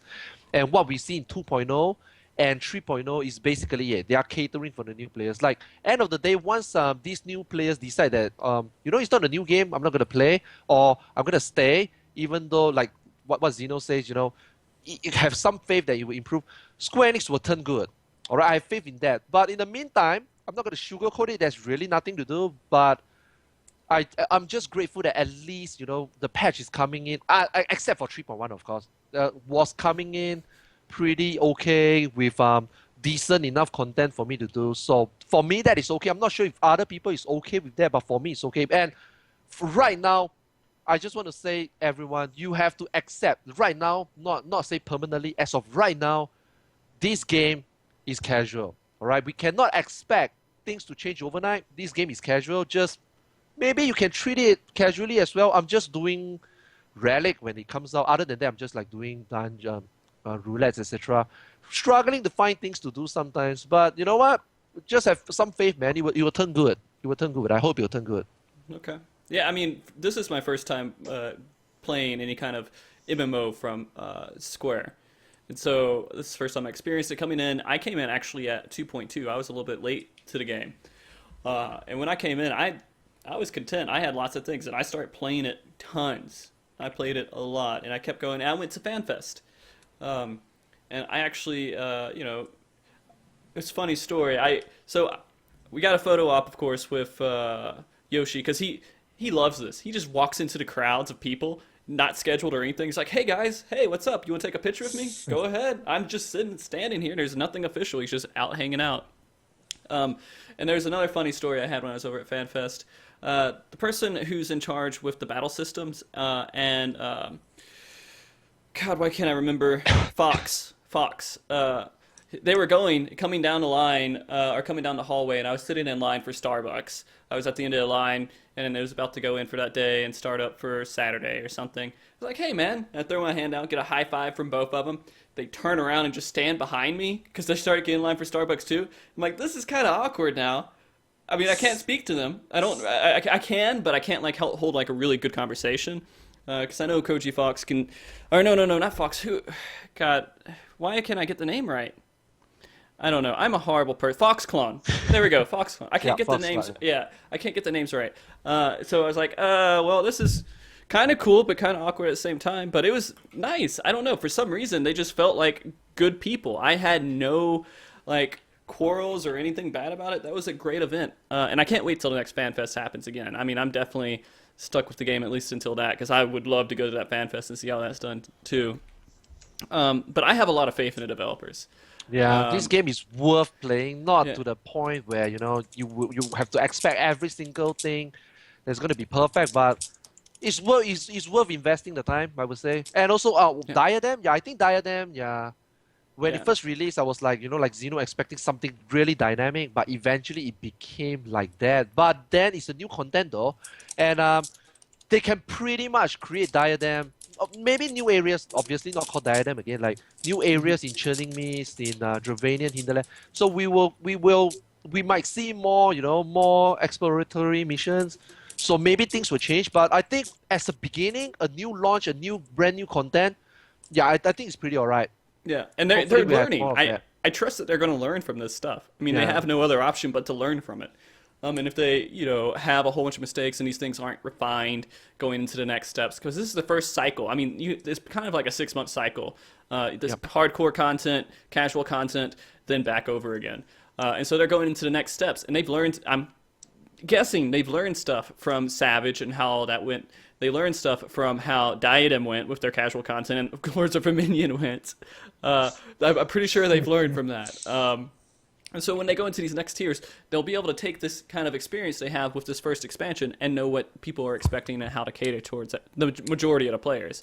And being vocal about it is good, but guys, calm down too. I have to state this. It's not worth screaming and cussing, and these people aren't bad people. They're not out there trying to say, how can I make these people have the worst time of their life? No, they're thinking, how can I make a good game? Of course, that brings people in and gets subs and gets money, but they want to make people happy because that's how they get people playing the game. So just tell them, hey, this is wrong. You need to fix this. But there's no reason to sit out there and make them like go home and drink 10 bottles of whatever they might drink, vodka, and then go and pass out and die of alcohol poisoning because of how much you guys are just destroying them on the forums. And I'm not saying it's anything like that, but I mean, calm down. I haven't been to the official forums, but the last time I've been to the official forum and see that much salt is when the Enma, that was very long ago, like every single day you have an Enma thread. Yeah. Talking about Enma drop rate. How is that? How is it right now in the official forum? I haven't been there a long time, man. Is it that bad as still? It calmed down. I think that there is a lot of people out there like it's not as bad. The first day was a horrible overreaction. Oh yeah. Yeah, that's normal. There's no need for the reaction that was out there for that. And just as long as people, they know what's going on, then they can start making these changes. Because they don't want to make a bad game. I'm assuming they take their job seriously because it's not an easy position to get into the development team of Square Enix, I would think. And I don't know. It will be dumbed down though. The relic will eventually get dumbed down though. Oh, it's If gonna you get dumbed don't wanna- down. I mean, yeah, it's gonna get dumbed down. of course. There'll I be a mean, lot of ways to get all the items, and then after that will come a dumb down. if it was always So like, chill, man. I would have never touched the old relic if it wasn't dumbed down at some point. I mean, the people who do it first are going to get the earliest reward. You know, let that still be the case. Okay, I'm gonna check some questions here and see what people have asked. I don't know if we've had too many out here, but if you guys have questions, please ask them. And then Alice Fade is actually collecting them right now. But let me see what we have question-wise in here. Discussion, questions, here questions. I don't know if we want to start this up. Here's one of these questions. Creanidus, I think that's how you say your name. I'm so sorry, man. Ask Xeno what he thinks about Warrior Relic being stated with crit and debt. I think it's best in slot just because of the crit, but it's not. It's what is that? Less than a 0.5% actual damage increase, so you won't actually notice it. Only a parser will, and if you calculate it among hundreds of parsers, then will you notice it. So, is it best in slot? Technically, I guess. Okay, fair enough. Jim Link, do you think they should have made items attainable with wolf marks for Relic?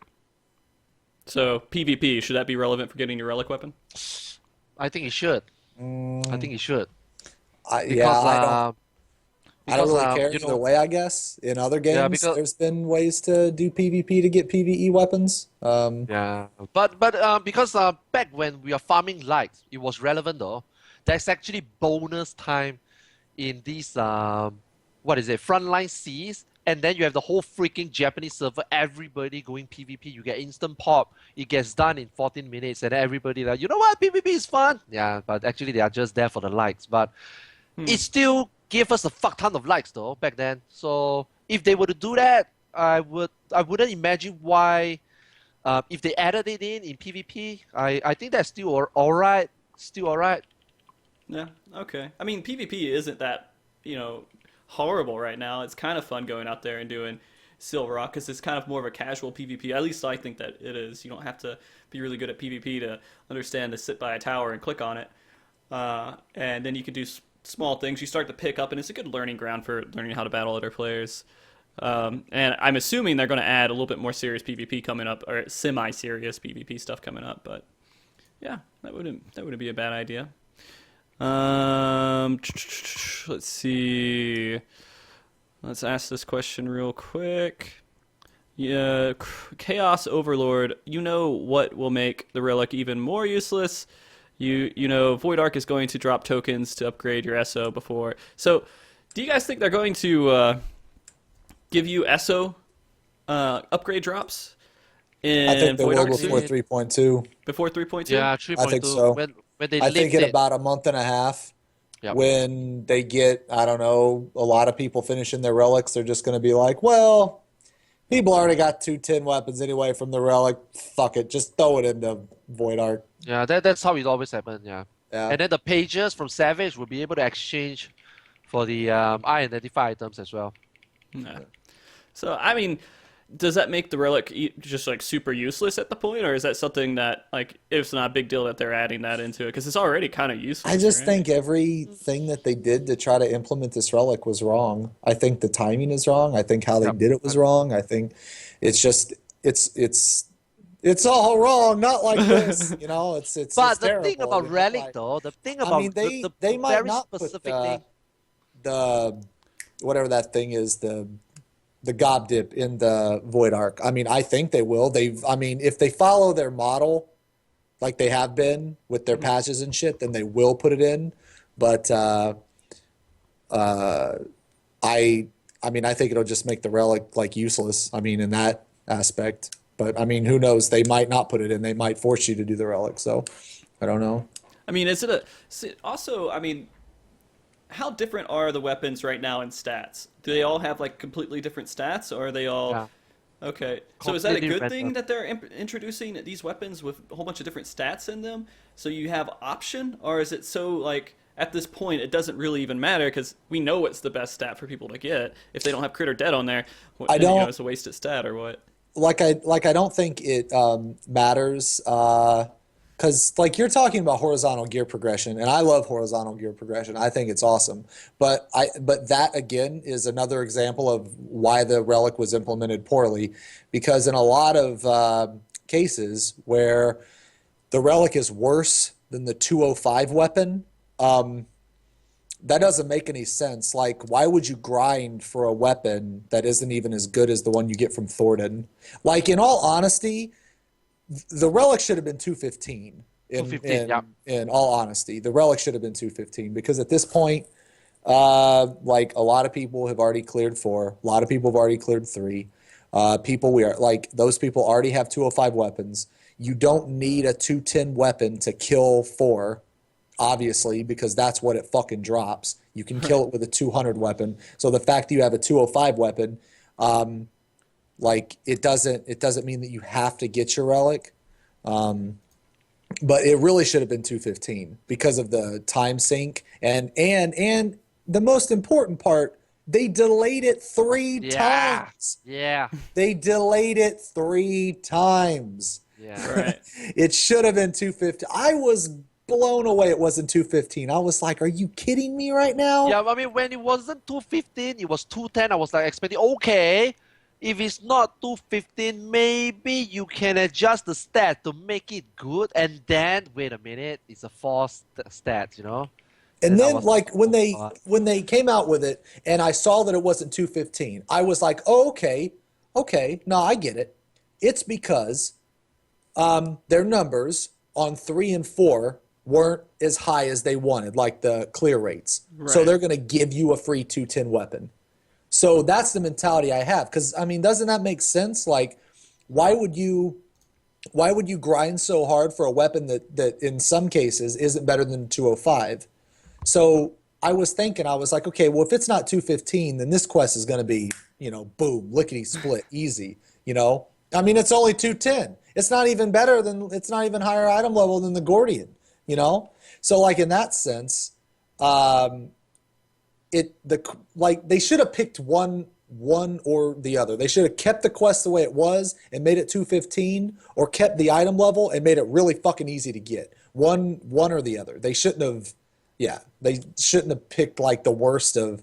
I don't know why, but now that I'm talking about this, the cooldown shadow wall comes to mind, where you just grab the worst of like 2 different cooldowns and put them together. I don't know why that came to mind. Maybe it's because I main tank. But anyway, they should have picked one route or the other, I guess is what I'm trying to say. Okay. You kind of agree with that, Arthas? Yep. Okay. Milgos asks, do you think they should remove Alex Normal? I feel like the community as a whole had to improve to get through Coil, but now they implement Alex Normal and dumbed it down to a face roll. So I guess that question kind of says, do you think that there should be Normal going forward in the future because it just encourages people not to get better at their job or class? I mean, now that we see that the Relic use the Alexander Normal, it makes me feel that, Swanix feels that, they themselves feels that there's literally not enough existing content out there for them to, place where the player base should be grinding. So instead, they put in Alexander Normal. So I'm not sure if they will feel the same. Like, you know what? We need to create more instances. We need to create more content for the new 3.2. And then if we were to put Alexander Normal into 2, first of all, we answer to those people that want a fucking story which there's no story. And then secondly, we created 4 more instances. Then maybe one day in the future, we can use it for relics. But then this again comes with what other content they come up with though. If they have enough content, they do enough dungeons, which right now they are not. They are not even introducing 3 expert dungeons right now. So if you look at the long run, when Fractal and Never Rip and these Sirius and these whatever that Flower Palace is, I don't really know how to pronounce their name. When this goes to become irrelevant, one day they'll be used for relics, for example. Are these going to be enough by then? Or are they going to create Turn 2 again just to, create space so that next time we have something to grind on? So now I feel that, when they created Alexander Normal story, they themselves is like thinking, you know what? We don't have to introduce third dungeon for expert because we have Alexander right there ready for us to use. We can then use this time to fucking make Lord of Dominion, you know? So hopefully next time they don't have to do this. Hopefully next time they have, again, their beautiful excuse, not enough manpower. Hopefully next time they have enough manpower. I'm not sure where they're going to put manpower from. They have manpower, they do more dungeons. Then hopefully we don't have to come back to this Alexander normal. Is Lords of Vermilion just like a bad word right now? Is it just yeah. like... I think so. Yeah, you so. say that, it's like just saying like the worst thing you could probably... Oh, go back to Lords of Vermilion. You're basically calling him a noob. Next time we're gonna a lot of the mount. You know, one day they're gonna come up with mount, having actions on mount. Then people will write their fucking. Do people ADS. write it, and then everyone looks at them, and they're like, "Who cares?" press action, Oh, you know, low super voltage, casual riding you know. riding in the sky over there. Watch, man, you're gonna come out, man. A lot of the mount. Lord of Vermilion. Okay. Ayeep LOL. Question: Do you think SE is stepping back from difficult primals? Could actually be good for the community? What possible reasoning can you think of them for actually making that kind of call? I don't think it's good for the community if they're making it easy. I thought Thornton was a very good difficulty for Primal. I think people need to like realize this is not a single player game. This is not like the name Final Fantasy IV is strictly just the name. It has nothing to do with the other Final Fantasies. It doesn't play like the other Final Fantasies. It is an MMO, and that's massive multiplayer online. You have to group with other people. So like your skill or your involvement or your care about the game, that is very impacting. So like if by dumbing down primals, they're basically saying, hey, it's okay to suck shit at this game. It's okay, man. You know, when really it's not. Because if you're a terrible player because you don't really care about, I don't know, your damage, you don't care about mechanics, you don't care about learning the fight, you just simply don't care, you know, then maybe you shouldn't play this game. Maybe this game isn't for you. You know, maybe no MMO is for you. Maybe you should go back to like a single player game or something like that. Like, it's not like when you group with 7 other people, it's not just about you. So when you get kicked from a group because you suck in one way or another, maybe you should think to yourself instead of, man, this game sucks. Why do I suck? Oh, it's because I don't have a parser. Oh, it's because I don't know what a mechanic is. Oh, it's because of this. Oh, it's because of that. There's millions of reasons, you know? It's just when a game like this has to dumb down mechanics, it means their player base just doesn't care about the actual game itself. And I think that's a big problem. Like, players should be rewarded for skill. And I'm not even talking about, like, super difficult content. Because I thought Thornton was a really, really, like, it was challenging, it was rewarding, and it wasn't too hard. Like, it was perfect, man. Thornton was perfect, right? You know, the mechanics Final Coil, out of the way. Final Coil was awesome. Yeah, man. Like, Final Coil was probably the best raid tier that arguably the best raid tier they've come out with, like as a whole, not like fight for fight, but as a whole, or at least in my opinion. I mean, there were other really good ones too, but I guess what I'm getting at is that like there's, at least in my experience, which actually this can take us into our PF discussion. In my experience, in Party Finder, there's way too many fucking people that get super butthurt and their assholes are bleeding all over the place because you tell them that their damage is terrible. Or you tell them, hey, you know, I saw you stand in that landslide. Maybe next time you should fucking move and you won't be dead in the pit of idiots down there. You know, like maybe next time you'll, I don't know, look at the screen. Maybe, I don't know. Like, I think that when a game has to dumb down its mechanics like that, that's a bad sign. Like, I think that players should be held more accountable, and I think SE should not give a shit about people crying about how Titan's too hard. Oh, dear Reddit, I got hit by a landslide because I was busy jerking it, not looking at the screen. Like, I really think that, like, I love Titan. Oh my god, man, that was like the best fight because you knew who fucked up. You knew because they were dead as shit at the bottom of that fucking pit. And they're down there, right? Wonderful. Yeah. It was you know, wonderful. every time someone like does something stupid, and I just want to say like, hey, and they say something really stupid, and they just set me off. I'm just gonna say, you better back off, or I'm gonna get Xeno and Arthars to come in here, watch this video, and then make fun of you for like 5 hours. I just Oh my I don't God. understand I don't understand people's mentality. Like Because it's not because just this about affects. you, it's about a group as Right. a whole, right? So if you're not participating, you're wasting 7 other people's time. That's You're absolutely completely true. wasting 7 other people's time. And it also affects the end game, you know. If they have to dumb down Primal, it would they indirectly it's like saying, you know, one day we should dumb down Savage, you know, then everything goes down, the player base goes down, you know, the casuals will be the one casuals, the less skillful one will be the one dominating the so-called player base, the community, and then Square Enix have to create again.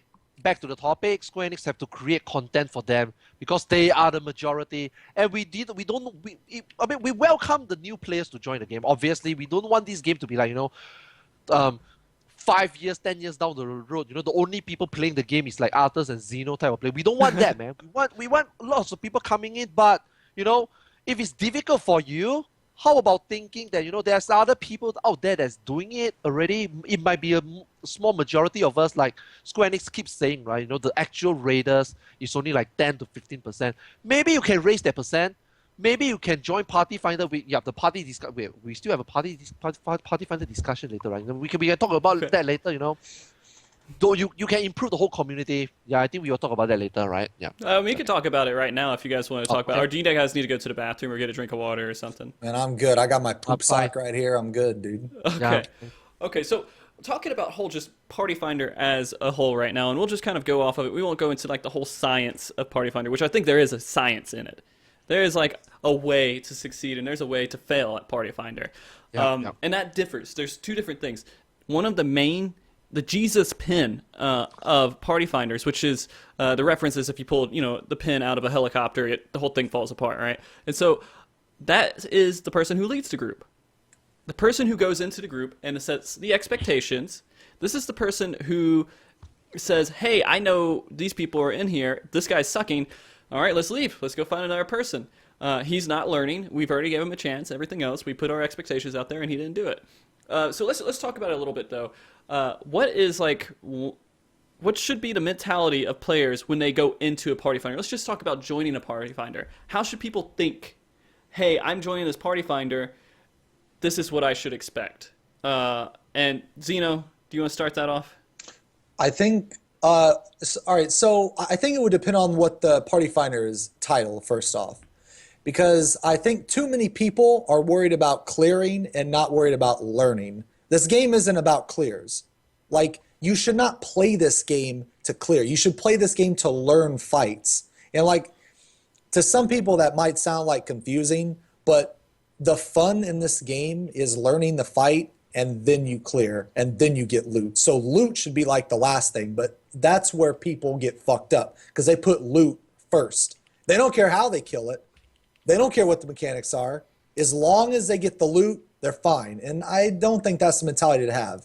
So like in Party Finder, like back to your question, it would depend on what the title was. If it says learning party, then don't fucking expect to clear. Don't go into a learning party and then get shitty when someone fucking dies within the first 5 seconds. That's stupid. You're an idiot if you do that, because it's a learning party, you know? But on that same note though, if the Party Finder is titled like last phase or enrage or 2%, or something signifying that you have done 96+%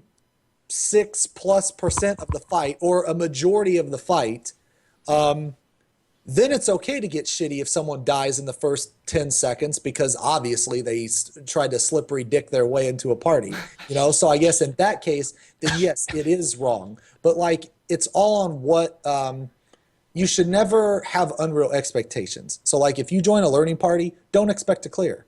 Expect to learn. If you join a clear party, you should expect to clear, but you should also expect people to fuck up, because technically no one in there has cleared before. So in that case, maybe one of the group members, maybe they were dead for like 20% of the boss fight. So that during that chunk of the fight, I don't know, minute 2 to minute 4, they didn't actually even experience it. They just got rezzed, and then they quote unquote counted that as their highest progression or whatever.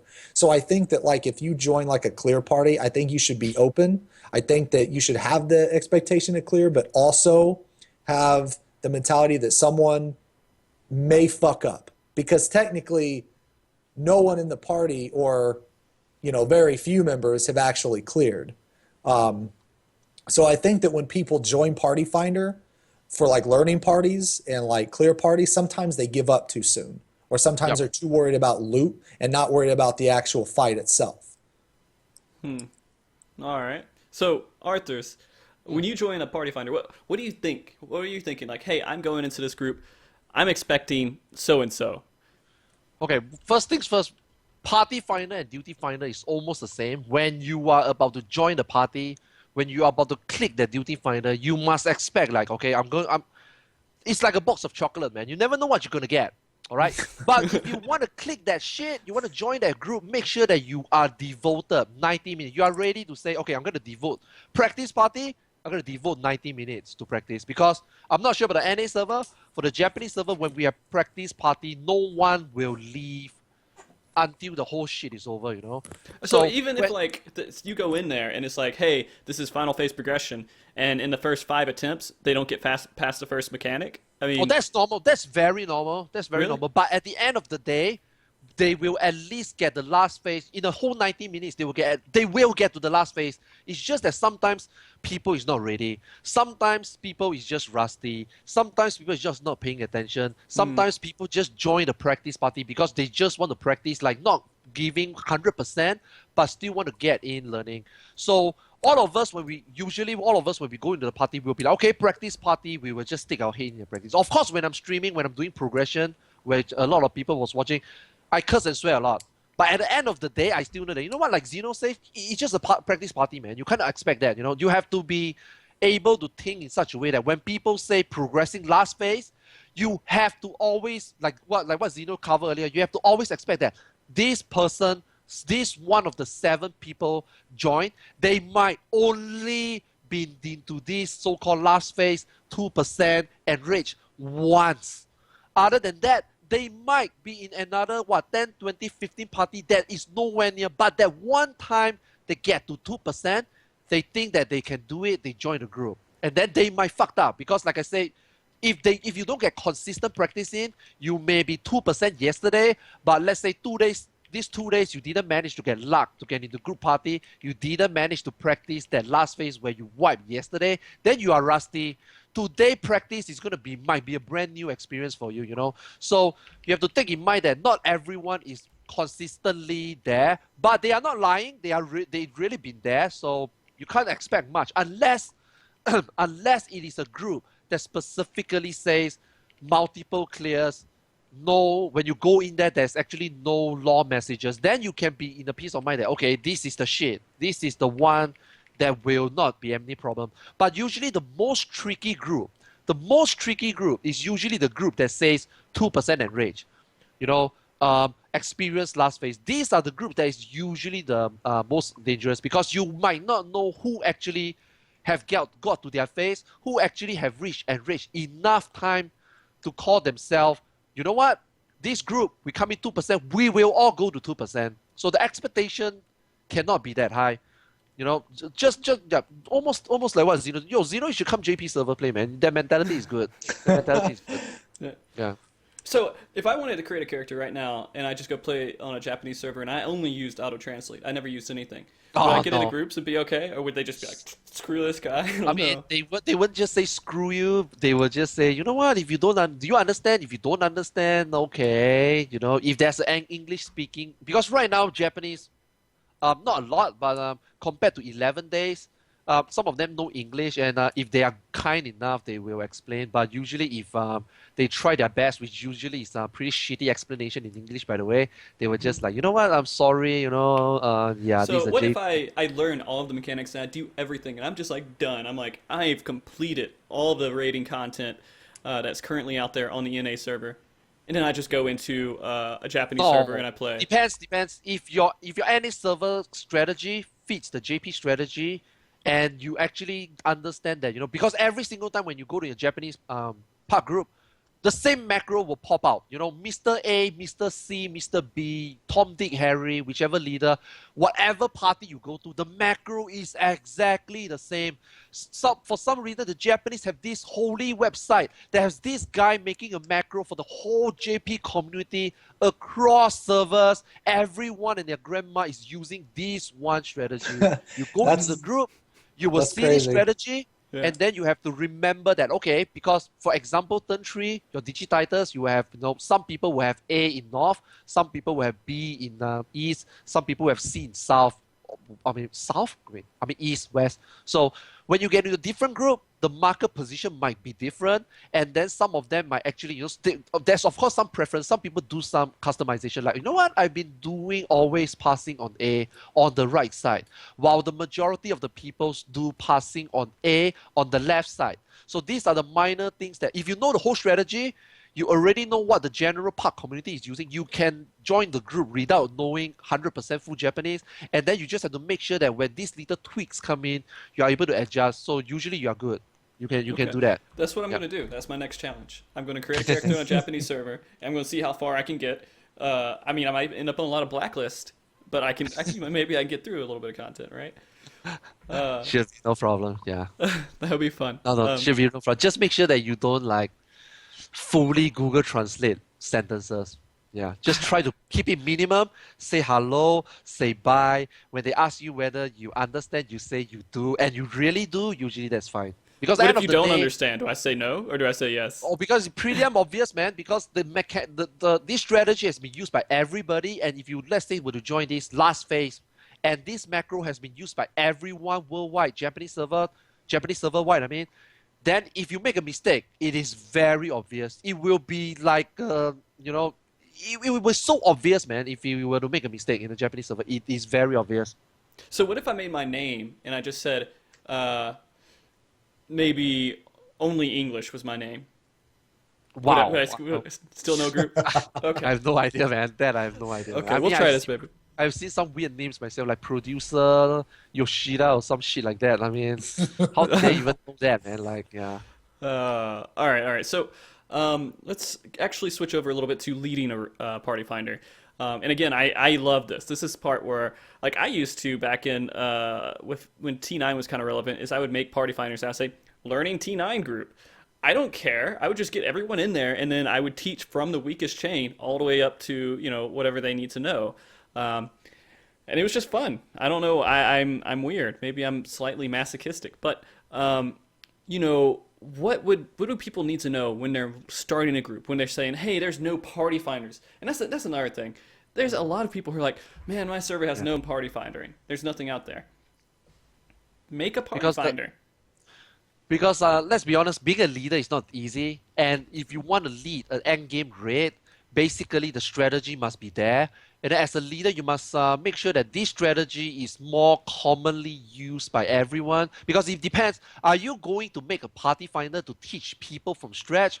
Or are you going to make a party finder so that you can progress this same content together? Make it for progression. Let's say, hey, you just say, I want to make a progression group. I want to make an A3 progression group. I've only been to ads.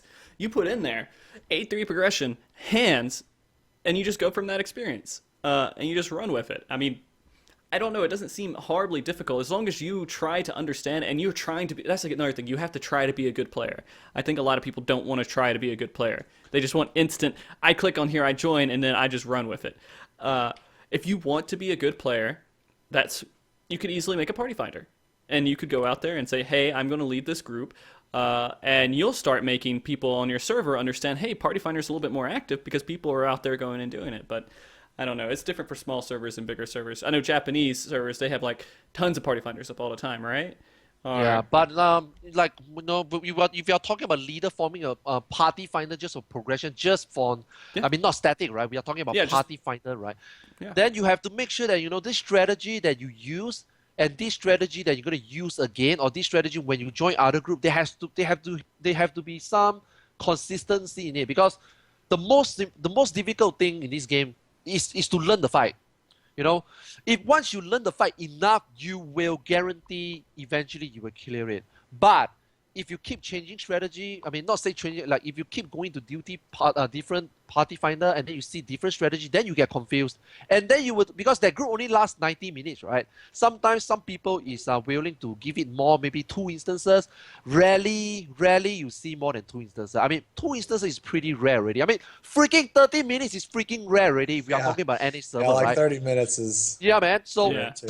the strategy must be consistent. So no matter how much time you spend on this party finder, you have to make sure that this knowledge will bring into the next party finder. Because, for example, turn 9, when you say, you know, back then, very long ago, when I was looking at, for example, the NA strategy of placing the meteors, we have 10,001 ways. Some shape it like a Y, some shape it like a fucking vagina, some shape it like one circle, you know, the first one must be at 2, the second, you know, all this inconsistency create confusion.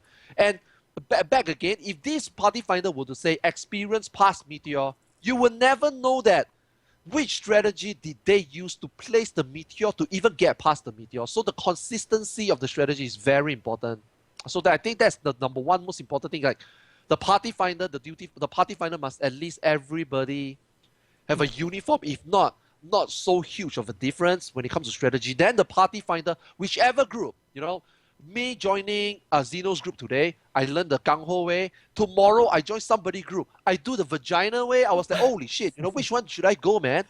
So the consistency must be. So every party you join, you are guaranteed that you are wasting the least minimum amount of time learning something new than actually, you know, do real progression. So that as a leader, I think the strategy is the most important. Yeah, I mean, if you have a consistent strategy, I mean, I guess that's another. You have to make sure you're coming in with expectations to lead the group. You're not also coming in with expectations of, hey, someone else is going to tell me how to do this when we get into the group. You should try to notify. I guess that's the hard part for it. But if you really want to do this content, know how to do the fight. Know how to tell someone how to do the fight. Yeah, but there's only so much a leader can do though, especially for example, turn 3, this type of content. Everyone got to be on their ball, man. And if they were to learn from beginning, like you know, literally start from scratch, if they're willing to listen to the strat, willing to accept that this strat is a commonly used, then everybody can proceed from there.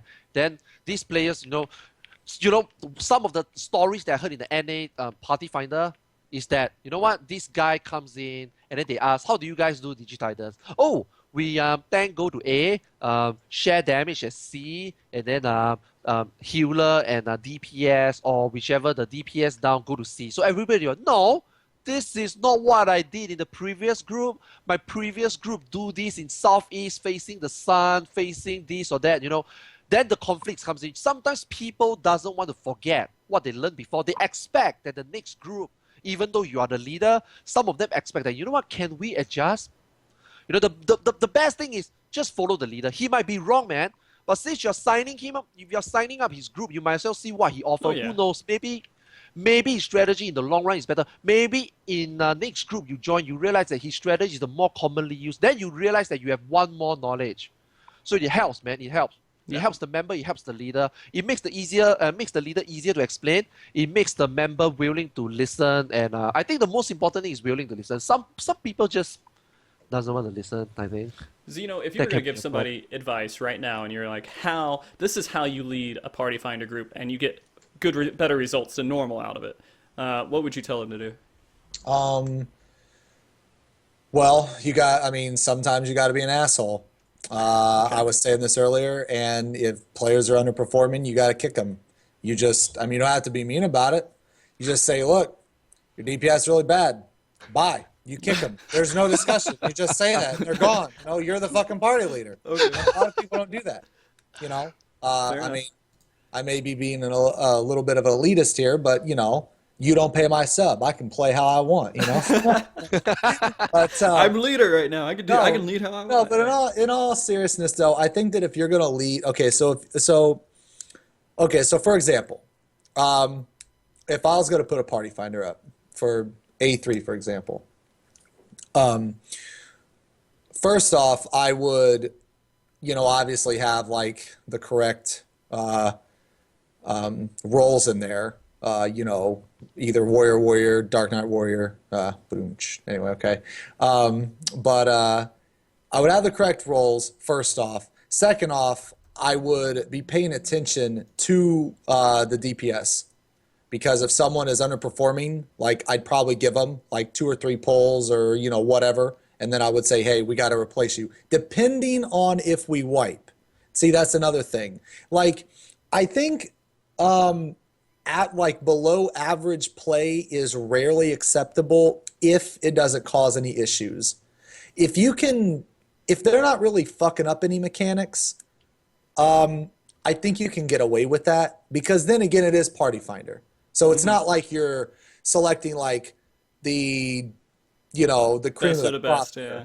you know, like, and at the same time, you can't think that you're better than the other people in your group either, because if you were any better, you would be in a Party Finder to fucking begin with. Okay. Well, very rarely, I guess. Okay. But like, I just think that like a lot of people, whenever there's an issue, they just, oh, fuck it, I'm done. With the whole group, I'm done. You know, if you guys wipe like 2 or 3 times, you know, or whatever, some people are just like, oh, fuck it, this group sucks, whatever. And it's like, well, that's not really the case. Maybe this healer sucks. Maybe this tank sucks. Why don't replace them and see what happens? Because I've helped a lot of groups that, like, we'll just say in like Ravana, right? Mm-hmm. I've helped a lot of groups clear Ravana that the tank was really bad and they didn't know how to mitigate Blinding Blade. So we wiped. And right when we wiped, like 2 or 3 people left. And one of them was the bad tank. We replaced the tank and we fucking cleared it. A perfect example of this. I was helping some people clear A1 Savage. And the particular healer that was in there is garbage. He is awful. He is one of, I mean, I'm not obviously going to name any names, but he is one of the very few people that I will not help in Party Finder, just because he's one of those type of people that thinks that nothing is his fault. He always tries to blame others and shit, when in all reality, he is a god-awful player. But we go in there, we wipe 2, 3, 4, 5 times, then he's like, well, that's it for me. Good luck, guys. Actually, Snuggle came in and we one-shot it. So go figure, you know. So that one person could bring your entire group down. So like, I think that I guess I said all that just to say this. Okay. I said all that just to say this. So if you're gonna put a Party Finder up, I think if you're gonna quote unquote like lead the party, you need to be that guy that replaces weak links. Because one person can hold back 7. I've seen it happen so many times. Yeah. Even on JP server as well. But the only thing is, on the JP server, we would not kick people though. You know, the JP sometimes is weird. You know, sometimes they'll be like, you know what? It's not doable. It looks like we cannot consistently get past, for example, the Hand of Pain. And then they'll be like, you know what, let's disband. And then sometimes me and the viewers will be like, wait a minute, we all know who the problem is. Why can't they just replace somebody? And then they just will like just don't want to be like impolite or something. Something like that. They just disband, and then you will see that guy make a new Party Finder all over again. Get 7 other people do all over again. I mean, for me, I was like wondering, you know what, it's only that one guy, man. So why didn't they replace it? I'm not sure why they didn't do that, but apparently they do this, and miraculously it still worked, man. And for some freaking reason, the one guy that we knew was the freaking problem eventually still get the clear one day, man. So sometimes I'm wondering, like, what, like, is it really that even though when the players suck, you immediately kick him? Will that help the Party Finder? Because this guy, when he comes into your Party Finder, it means that this guy is a pug, man. He has no static. So one day he's going to go to another group is going to suffer from that. But instead of kicking him, is there a way, you know, I mean, the Japanese somehow they did it. You know, this same guy, I can name a few healers that we all know. Those people that watch my stream, probably we know who that healer sometimes is. Like, oh my god, did this guy really clear? Sometimes we ask the same question. We're like, how the fuck did that happen, man? Doom Train, Is by it the really way. some leader out there that really willing to put in time, or is it because that these Japanese just wouldn't mind wasting 90 minutes? Because as bad as a player is, I believe that everyone can learn, but the learning process might be slow for some people. But if we were to totally just banish them though, then, you know, whoever gets them in the party finder is going to get fucked. Because this guy have absolutely no chance to practice. But I also I agree though, some NAs that I heard is like they totally did not want to learn. Yeah, those are the problem. So, I mean, it's interesting to hear how the other side of the world is doing because, Yeah, I'm not very This is tolerant, to new. be honest with This you. is Like, when I do a group, I set my expectations. I'm like, this is where I expect you guys to be. If you're not hitting this, I'm going to have to tell you, and you're going to feel bad, and you're going to hate me, but I want to clear this. And so I'm going to have to make sure you guys are meeting the expectations that I thought when I made this group. If you're not, then we have to go through all the kind of learning part of finding new people and getting the right party to actually get to the progression we want. And sometimes that takes 30 minutes. So I would also suggest for people who are joining party finder groups, when you have a bad player in there, don't expect that you're going to have a good attempt for the first 30 minutes, at least. Yeah. Because you're going to have to actually get good players in there first. And there's a high chance 1 out of the 8 people, at least, will be lying and have no clue what they're doing or bringing your group down. And I have faith that people can get better, and I love helping people.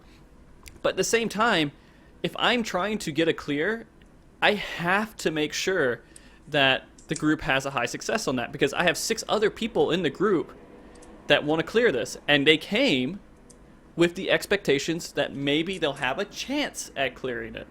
And so if one person is bringing it down, I'm sorry, I'm going to have to replace them until we actually get the right group set up for it. Yeah, see, whenever I go in Party Finder, whenever I go in Duty Finder, like, I have no problem being that guy that says, yo, you fucked up. I know you fucked up because not only am I watching and my stream says you fucked up, but ACT says you fucked up. Like, a lot of people that I like talk to like that or address those concerns, like oh, this guy's a dick. He's an elitist. Oh, and it's like, no, it has nothing to do with that. I don't hate you. It's not that I don't like you. You're playing like shit, and I'm trying to clear. There's a difference here. I have nothing. I don't even know who you are, but I know you can't play that fucking shit. Sometimes there's a mass effect, right? For example, I mean, this guy obviously is bad. Sometimes you tell him off, and then sometimes he'll be so salty, he's like going to tell other people that false story, like, you know what, today I went to Xenos group, and then Xenos fucking kicked me without no reason, just because I make one mistake. And then those other people will be like thinking twice when they see you. You know, sometimes all this mass effect comes in, you know. Yeah, these people, I mean, how do you guys even deal with these people, man? Like, yeah, oh I've got a lot of people that like literally hate me because of some of the shit that I've said, but I can guarantee you that they remember that shit that I said and they fixed it. So in a sense, because I was mean to, well, quote unquote, because I was somewhat mean to them, I made them a better player. And that's what I care about. I don't care if they fucking like me. I don't give a shit. Are you a better player? That's fucking awesome, because that's what I was trying to do. Because, like, when I'm in a group, I don't think about people's feelings. Ew. Oh, Are I know kidding you don't. right Yeah. now? I think about the fucking clear. I don't care if you're upset or mad. If you get the fuck out of here. That's not what this is about. This isn't like a fucking, you know what I'm saying? This isn't like bare our feelings and shit. We're trying to kill a fucking boss in a video game. Are you kidding me right now? You know? And it's like, I care about the group as a whole. I don't care about each individual person. I care about like the fucking group. So if there's one person that is preventing the group from clearing, I will be the first to say, hey, you gotta go. Here's why. Get the fuck out of my party. Go waste 7 other people's fucking time. Get the fuck out. Right? But like sometimes though, sometimes I think that's okay to somewhat carry people because like, so for example, in A1, right? Let's say there's a healer that's new, and there's a very critical point where healing has to be spot on. It's when both praise go out. There's raid damage and a tank buster. That's a lot of shit that a healer has to do. And I've seen a lot of healers struggle with that initially because there's a very specific way on how you have to heal that. You can't just throw heals out everywhere, you know, ran in random directions. There's a very specific way you have to heal that. And I've seen healers struggle with that sometimes. However, the other healer may have been more experienced or just better, so they have been able to carry that other healer during that part. So in that case, I think it's okay because while they weren't performing as well as their co-healer, we all made it through the mechanics alive, and they got experience, which is the most important thing. So I think in like cases like that where they're like lagging somewhat behind or they're maybe underperforming slightly, I think in that case, then it's okay. Like for DPS, for example, I try to do as much damage as I can on my tank while still maintaining like my tanking capabilities. I try to do that every single time I play, every single time. So in that case, if there's a DPS that's maybe like 50, 100 DPS behind, I like to be able to make that up so that way it doesn't matter in the end. So I think in cases like that, it's okay. But if you're completely failing a mechanic, your ass needs to get the fuck out, like right now. Immediately, like just everybody die mid attempt. Leave the thing. We'll kill Faust again. Don't worry, it might take us 30 minutes, but we'll get him. Get this guy the fuck out, and we'll get someone else in. Because there just comes a point where you're just wasting 7 other people's time. Because what if like 3 or 4 of these people, what if they got work and shit in the morning? You know, they only have so many hours to play throughout the night and they're actually doing good. Like they're awesome players. Don't waste this person's time. Excuse yourself. Like if I was severely lagging or something and like my shit was unplayable and like, I don't know, like at the beginning of this month, the last month, I was having some serious internet issues. So there were a lot of groups that I was like supposed to help that I told them I couldn't. Like I excused myself. I'm not going to waste their time when I'm like 2 GCDs behind everyone. You know, I'm just going to say, hey, my connection sucks ass right now, so I'm out. But you'll get these players that will constantly fuck up and constantly blame lag. And it's like, why are you playing this game right now if you're lagging? You can't play the game. You're just wasting people's time.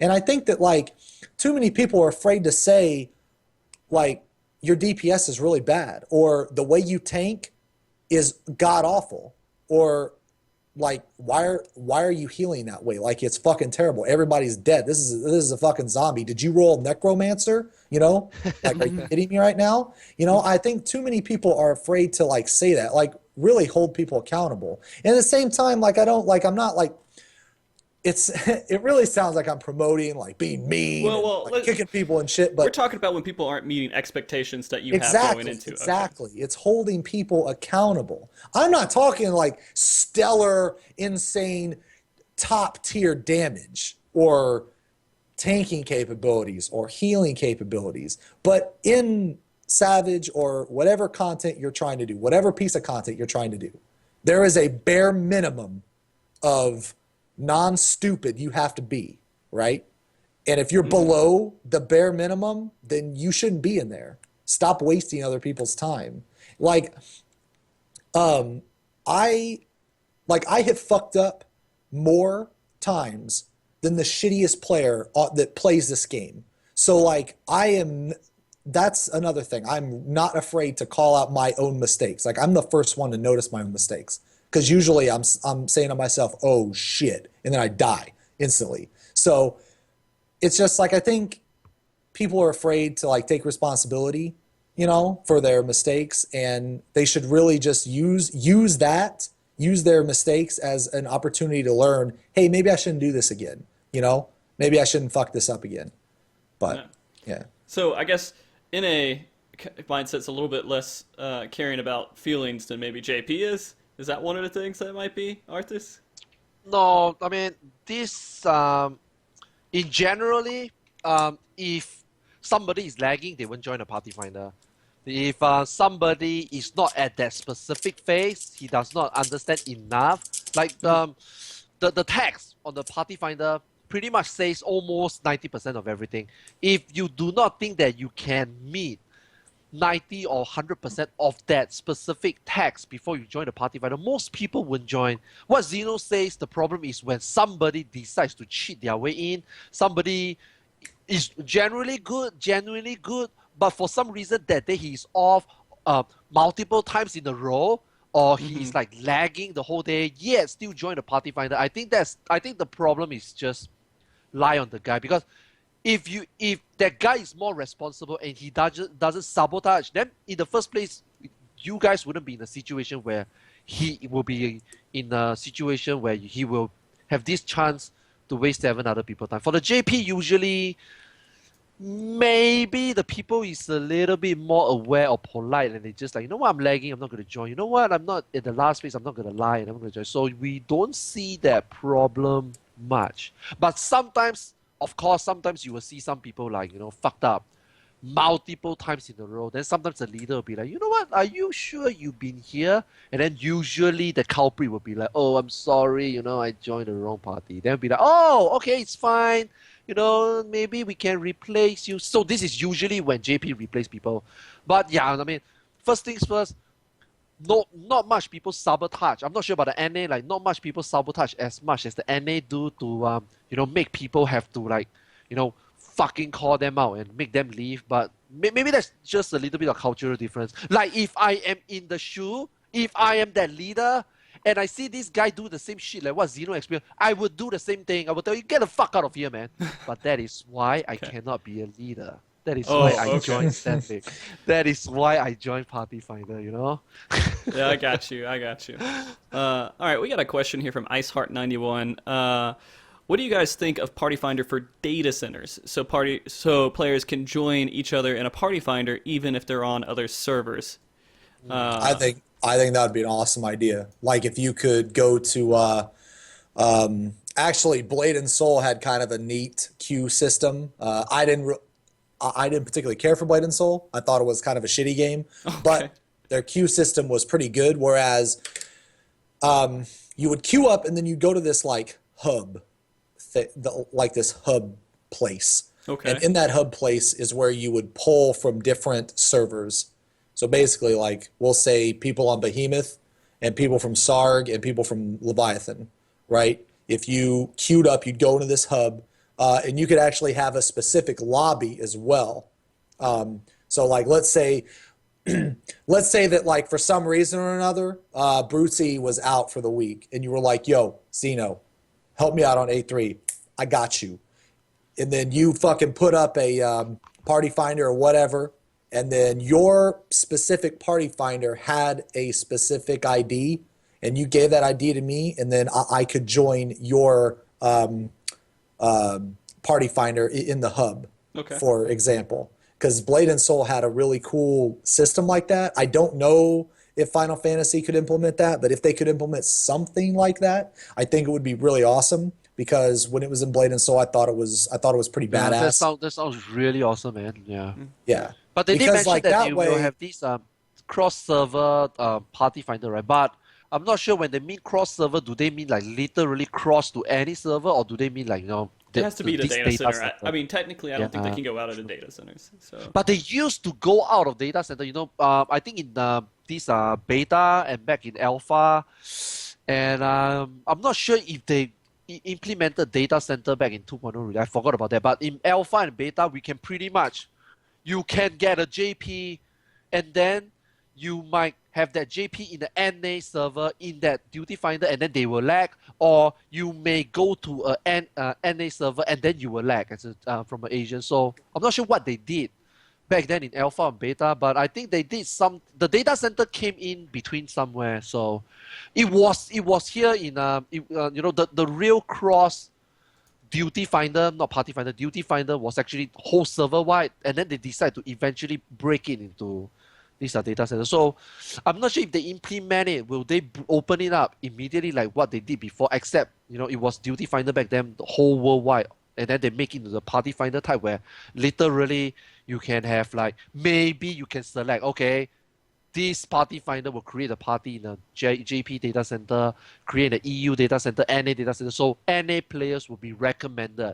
If you are a JP player, be prepared to face some lag or something. I'm not sure if they will do to that extent, but I think they did mention that they will open this cross-server party finder. Maybe they will start with like what Frosty said. Maybe they will start with this data center within data center first. Yeah. Well, I mean, also, I have a follow-up question for that. Do you think if they implement something like that, that it would actually harm server communities? And so it's not like you're actually in a community anymore? You're just joining with random people from anywhere? Or would it not really affect it that much? Well, they could still keep the duty finder the same. It's just they could add that hub type idea. So it would basically be making like it would kind of be like one person making a party finder lobby that a person from another server could join if they had the lobby ID. Mm-hmm. Or you can just straight queue into fucking duty finder. Well, right now, you can be like, oh, this guy's the best person on our server, but maybe that stuff will start to go away and not matter as much because you'll just play with other people on other servers. You can have your whole static on our server and you could be on one server, and you don't really care about the whole community as a server. You're just like, whatever, I'm just playing with whoever at this point. I think it just isn't it the same as static if that's the case? Well, I mean, I think it just really depends on it depends on how you view a community, because I'm on 2 different servers. So as far as like my community, it goes beyond those 2 servers. Because I know you and I know Joe, and you guys are both on different servers, and I know a lot of other people on a lot of other servers. So to me personally, that would be amazing. Like if I could queue in with specific people, like I think that would be awesome, because I guess what I'm trying to say is it's like the server best is just an illusion almost. Like it doesn't matter. Like who cares if like I'm the best monk or like you're the best machinist on your particular server? Like who really cares? It's I don't think of the game like that actually. So I guess that mentality doesn't really apply to me, but I can kind of see it, I guess, because some people take pride in that. I'm the best whatever on this server. I don't really think logs, that way. right? Yeah, FF logs is like global now. Yeah.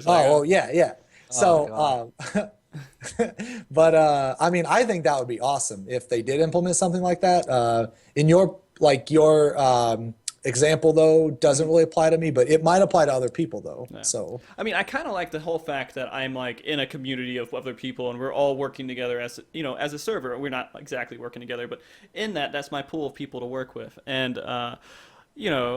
Some people also probably care, hey, I'm the hot shot over here on this server. I'm #1 badass. And if I was on Gilgamesh, I'd be like number 500 badass, So maybe they like that feeling and they want to stay in that whole situation to where they have the people that they see every day and interact as part of the community for in-game rating as well.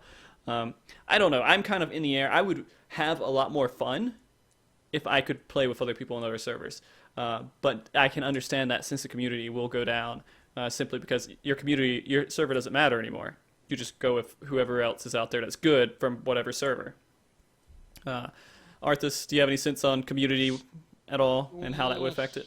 I mean, it depends on how everyone the objective of playing the game. Do you want to play with your friends? Do you want to just stick in the server? Or do you want to eventually clear, say, content, and you really, really want to clear it? Because sometimes if you think that, you are ahead of people in terms of learning, you are ready to clear, but your general community is still learning, although it might take them, let's say, another week to get to your level, or the group that is in your same level in your server is so rare in early progression that you might feel like, you know what, maybe I can hop on to this called worldwide or data center, so-called party finder out there. Then I think it's all right, because in a way that you are not like, just forgetting everyone. So you're just going to it because you want more exposure.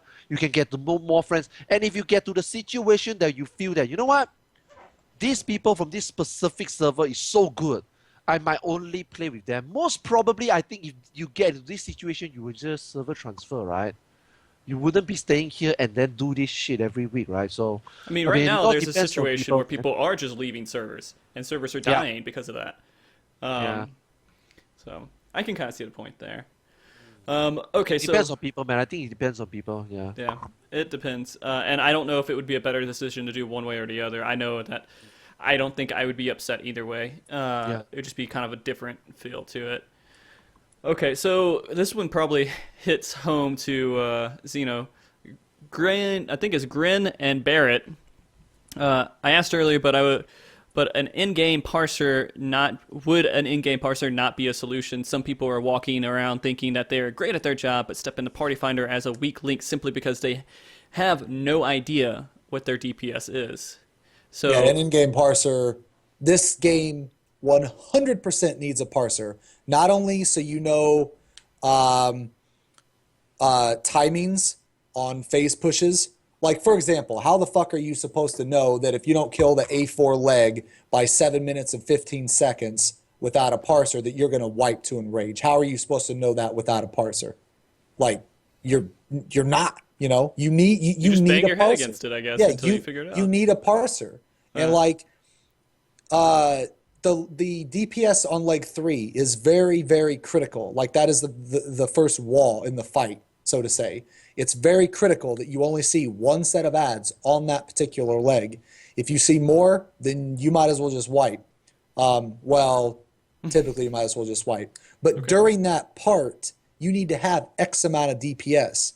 So how are you going to know X amount of DPS if you don't have a parser? And plus, DPS need to be held accountable. Let's all fucking, let's quit pretending that DPS have it really easy right now, because if a tank dies, it's one of two reasons. The tank sucks or the healer sucks.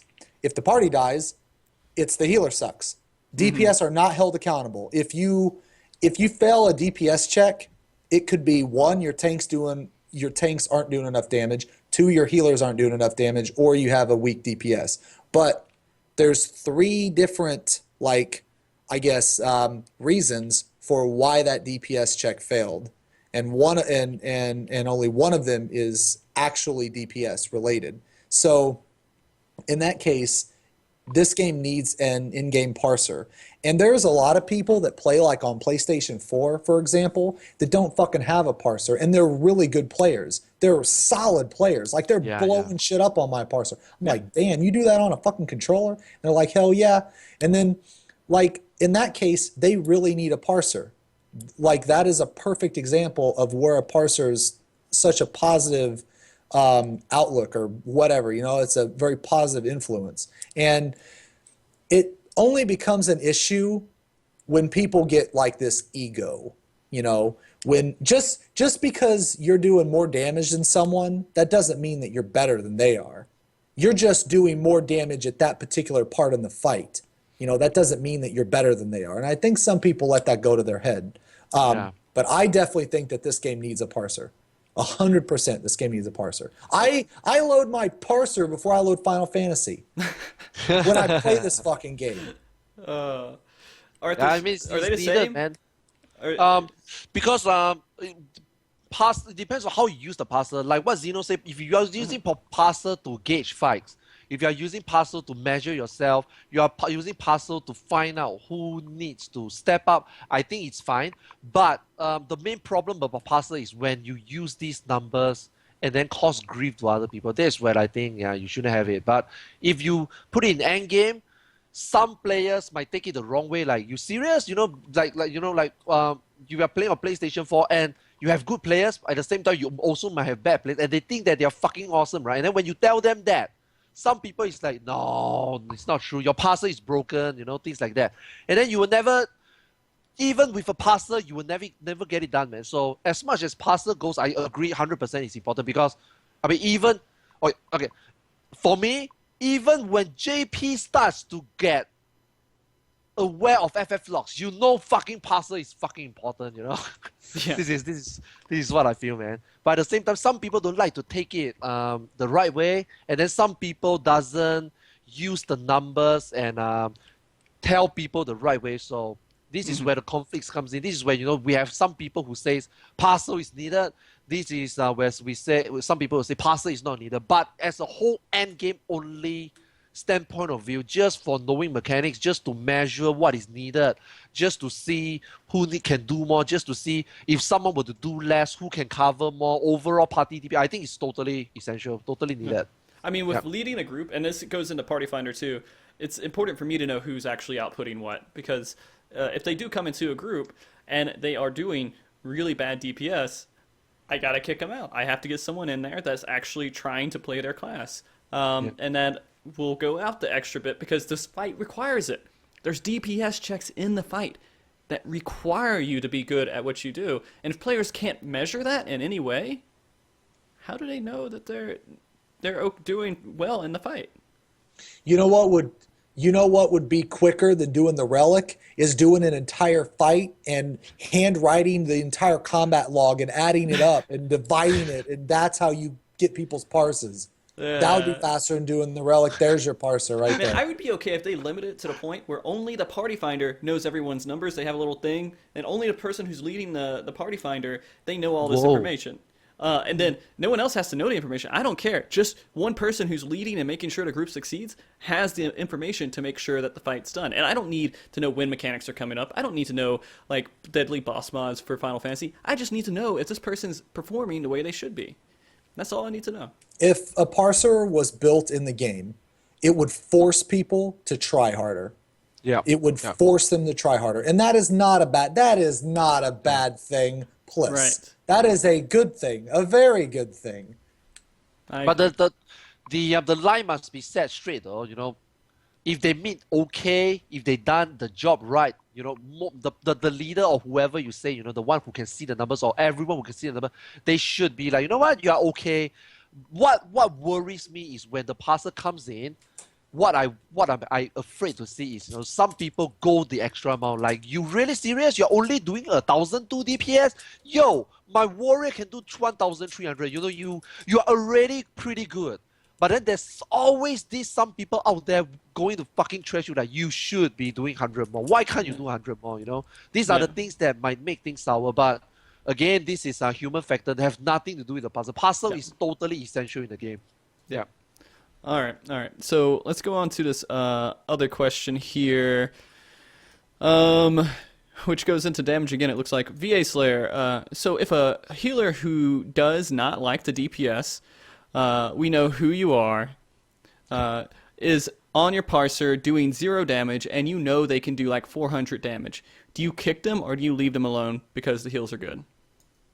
I think it would depend on the fight. On A1, it almost doesn't matter. On A2, it doesn't matter. On A3, it might not matter. And on A4, you kick him the fuck out of that group. But I have this static white mage, previous static white mage that he played the game because he just wanted to be a white mage. He did not expect that one day healer DPS has to come in and affect a huge chunk in a fight, especially turn 4. So he's only, I'm not sure about 0 DPS. I think he did about 53 DPS when we get like to the last phase or something. So people on my channel is like saying, wow, 53? Kick him already. But at the same time, I mean, I feel for him though, because there's a lot of players out there when they're playing a tank, when they are playing a healer in the very first day, let's say in 2.0, when they decide to main it, I don't think that they expected that one day, 2015, July 2015, when Heavensward is released, the Savage actually required them to do not just DPS, but have to do freaking crazy DPS, especially during progression. I did not think they expected that though, but They Whether do I actually keep said that them? this raid tier was geared towards 0 healer damage, believe it or Yeah, not. man. If you guys remember that. You know? And I also Yeah. think that Oh Well, my that's god. impossible. How do you do that? oh, Say, you can't. you No, it don't is DPS impossible. now. No, they We need want to No, go it is higher. impossible. fully geared Like even to with try that. like even with full 210, if your tanks tank in their tanking stance for A4 and your healers do no damage, it's impossible to clear that fight. Impossible. Yeah, And third like, floor is I way also over. think that that question is also reliant on progression, like on super early progression, or if it's like a month after or whatever. Because I think if it's early progression, that answer might vary because you might need healer DPS. Like take A3 for example. In progression, did you need healer DPS? Absolutely, you needed a lot of it. But now you don't really need it. I mean, it's Yeah. with all the gear now, you shouldn't need it. Your DPS should be able to carry that, but in progression, yes, you definitely needed it. So Definitely. Progression. I guess there's kind of like two If you want to really clear it solid 3 months answers for that. later, then yeah, you don't have to have your Yeah. healer DPS. Yeah. Oh, you still Yeah. need it for third floor though. Uh, Yeah. okay, so we've been on the air for almost 3 hours now. Whoa, It's been going really? on for yeah, it's been a while now. So Shit. I'm gonna get close to ending up the show here. I'm gonna ask this one last question. This says is directed towards Xeno, but I think it needs to be directed to both of you guys. First, Chaos Overlord Xeno, why have you not been hired by Square to item and quest design yet? You guys have both been like amazing on the show, by the way. You guys both have great ideas. You play a lot of the game. It's obvious you guys care a lot about the game too. And I appreciate you both coming on here. It's been a pretty amazing show so far. I had a lot of fun talking here with you guys. Do you guys have anything last bits of information that you want to say before we start to go off the air here? The whole show was without a script. Usually Yeah, pretty we much. get a Yeah, script. yeah. Originally, we had Yeah, just Party Finder, and I actually got your document here pulled up. It is And, all Party Finder, oh, but like Yep. this was a lot of fun. Like, usually when I get the show, I prepare a lot of different statements in there. I'm like, hey, this is all the topics that we're going to talk about. And it helps people out because when they're coming on the show, they want to know kind of, hey, what should my mind be thinking about before I come on the show? But I knew relics had to be discussed here, and I feel like we all were kind of ramped up to talk about it. That was a so- trap. That was a trap. The It was relic a trap. I was like, Arthas, come on and talk about Party Finder. And then I'm like, hey, screw it. Maybe we'll talk about it a little bit. I don't know. We'll just stay with relics. But overall, this has been pretty good. We talked about actually all three topics really well here. Arthas, you have anything else you want to mention before we start to go off air? Wow, I think this is first time on the show. I did not expect so much, but like when I call in Limit Break Radio, usually I just expect like some 15, 20 minutes of me raging, ranting. But I did Yeah. not expect that. We already passed 3 hours. I have no Not idea. past it. We're getting close to it. Yeah, but- man. Holy shit. I mean, Yeah. almost. I was like, wow, that actually. And like what Zeno said, no scripts, man. You know, when you gave me the party find, I was like, okay, you know what? Maybe I should prepare something to say. And then when you say about relics, I was like, okay, yeah, we don't need any script. Yep. Let's just. I've been Yeah. talking about. I normally take like little cliff notes or whatever, just so I can like stay on track, I guess. But I've been talking about relics for the past like 4 fucking days. I just been rehearsing my script Yeah. all fucking Yeah, week. man. You know. Oh man, it's been awesome, and Arthur's. I definitely want to get you on the show here again, and Zeno, of course, I'm going to get you on the show whenever I can get you on the show, man. Yeah, man. Yeah, dude. I really enjoy coming. So yeah, dude. Anytime. All right, so I also want to take a quick second to thank everyone who's watching the show, everyone who's supported the show in any way, in any forum. I want to thank Alice for kind of stepping in here and kind of getting questions. I know a lot of questions we didn't get to, but we would probably be here for another couple hours if we went through all those questions. I hope that you guys kind of got the responses you were looking for. And if not, you can feel free to go to these guys. They both stream, by the way. You can go to both of these guys' channels here and ask them questions too about the same topics. I'm going to give you guys some shout outs here. So please, oh, that is not your name. Ugh. Ugh. There we go. Shout out. Good Moobot. All right. And then Arthas. please follow these guys if you Thanks. care about what they say and what they do. Give them a follow. And also, thank you, Blizana, for the artwork that you've done for the stream so far, the logo and everything else. It's been actually really great there.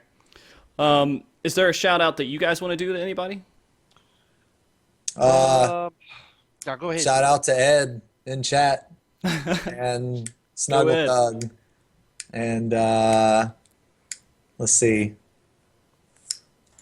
Man, there's so many people that I know so on many this chat. people you Holy should- shit. Shout out to so many people. Shout out to so many people. I'm like looking through all these names. I'm like, man, I know all these people. Yeah. Oh, man. Yeah, it's a great turnout today, by the way. Yeah, it was Thanks for great. dropping by, everyone. Yeah. Yeah. Thanks for sitting here with us for the 3 hours? Near 3 hours? Near 3 hours. Yeah, 2 that and a was half, great. That I was think, great. Yeah. That was. It was awesome, and I'll get you guys back on here again because it was more than a blast to have you guys on the show. Our next show will be Saturday, December 26th, 2 p.m. Pacific, 5 p.m. Eastern, 2200 GMT, and we'll be having our holiday show and be very casual about the show. We'll be talking about whatever. I'll probably be giving out like Santa beards or whatever they have in the cash shop, I guess, for whoever wants to drop by for that. And then we're going to be talking a little bit about the live letter, which I'm really excited to hear. Oh my God. Oh, I'm yeah. so ready for that live Yep. letter. Everyone is expecting like a fuck ton of Relic questions, man, I think. Oh, I don't know how they're going to avoid it. They can't avoid it. They're They going to would- say, well, we gonna know avoid it. we fucked up and we're going to nerf it. But conveniently, they were going to nerf it anyway at some point. So Yeah. they're just going to like line it up, you know, like that. I do want everyone to kind of, we've said a lot of stuff, and we've said a lot of stuff that might be considered pretty negative towards these guys, but I still have a lot of faith in the development team. I do, and I think that the game is going to grow and increase. And if you don't enjoy the game, just don't play it. That's just the best Yeah, choice take you a break, have. man. Take a break. Do slow. Just take your time, man. Seriously. There's so many games out there, and if you haven't been playing for a while, come back to the game. You have so much to do right now. If you haven't been playing since Heavensward was released, you have Savage normal mode. You have normal mode. You have primals, 3 primals. You have lots of other stuff. 3 new classes to play. You have tons of things to do. So anyone who hasn't been playing for a while, I'll definitely recommend picking it up here before 3.2. Okay, well, I need to host somebody before we go off air here. Xeno, are you going to be streaming? Probably. Stream it. Yeah, are you going to be streaming? Probably. Yeah, and Arthur's, you're not. Are you going to be streaming, or are you going to bed? Wow, I think I'm going to bed, man. What is it, like 9 o'clock there? Yeah, man, it's 9 a.m. and I got a game later. I got a soccer game with my friends later at 6 p.m. Holy shit. Okay. Do you think you're going to be streaming at any point here in the next 30 minutes to an hour? No. No, well, Xeno, are you going to be? Uh, You don't have to. No, We can host somebody else. If I But I was don't gonna. stream, the strum is probably gonna riot. So I better strum. Okay. I better Okay. strum. So what I'm going to do is I'm going to host Xeno, and you guys can watch him. I don't know what you're going to be. Are you going to play Dark Souls? I have no fucking idea. All I know is that when we get off here, I am gonna take the most massive piss ever. I've been holding it for like since the show I began. asked you. Like, I know, but I'm committed. Man mode. I'm gonna sit here and mode. hold it.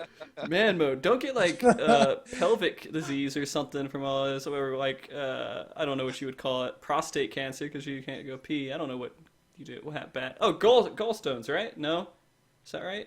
You get something from all I that. don't really think about my Health. consequences for my actions. I don't know with birds. Okay. I'm gonna go ahead and put the host. If you guys want to stick around, he'll be streaming here in a little bit. Yeah, kidney infection, UTIs, things like that. But anyways, you guys all, thank you for showing up again. We'll be back here next week. You guys all have a wonderful holiday next week. I'm sure a lot of people, you guys are going to be celebrating all kinds of things. Yeah. everyone. Merry Christmas, Merry whatever you're doing. And happy holidays in any way that you're going to have it happy. See you guys next time. Thank you all for watching. I'm going to sit here for a few minutes waving. Awkwardly wave. Awkwardly waving. Yeah, let's do the awkward waving for like 15 seconds, 20 Oh. seconds. Actually, I think it's delayed a little bit. So what I'm going to do is we're going to wave here for a second. I'm going to Okay, switch to the all right, intro nice, screen, and nice. then I'll let it sit there for a second.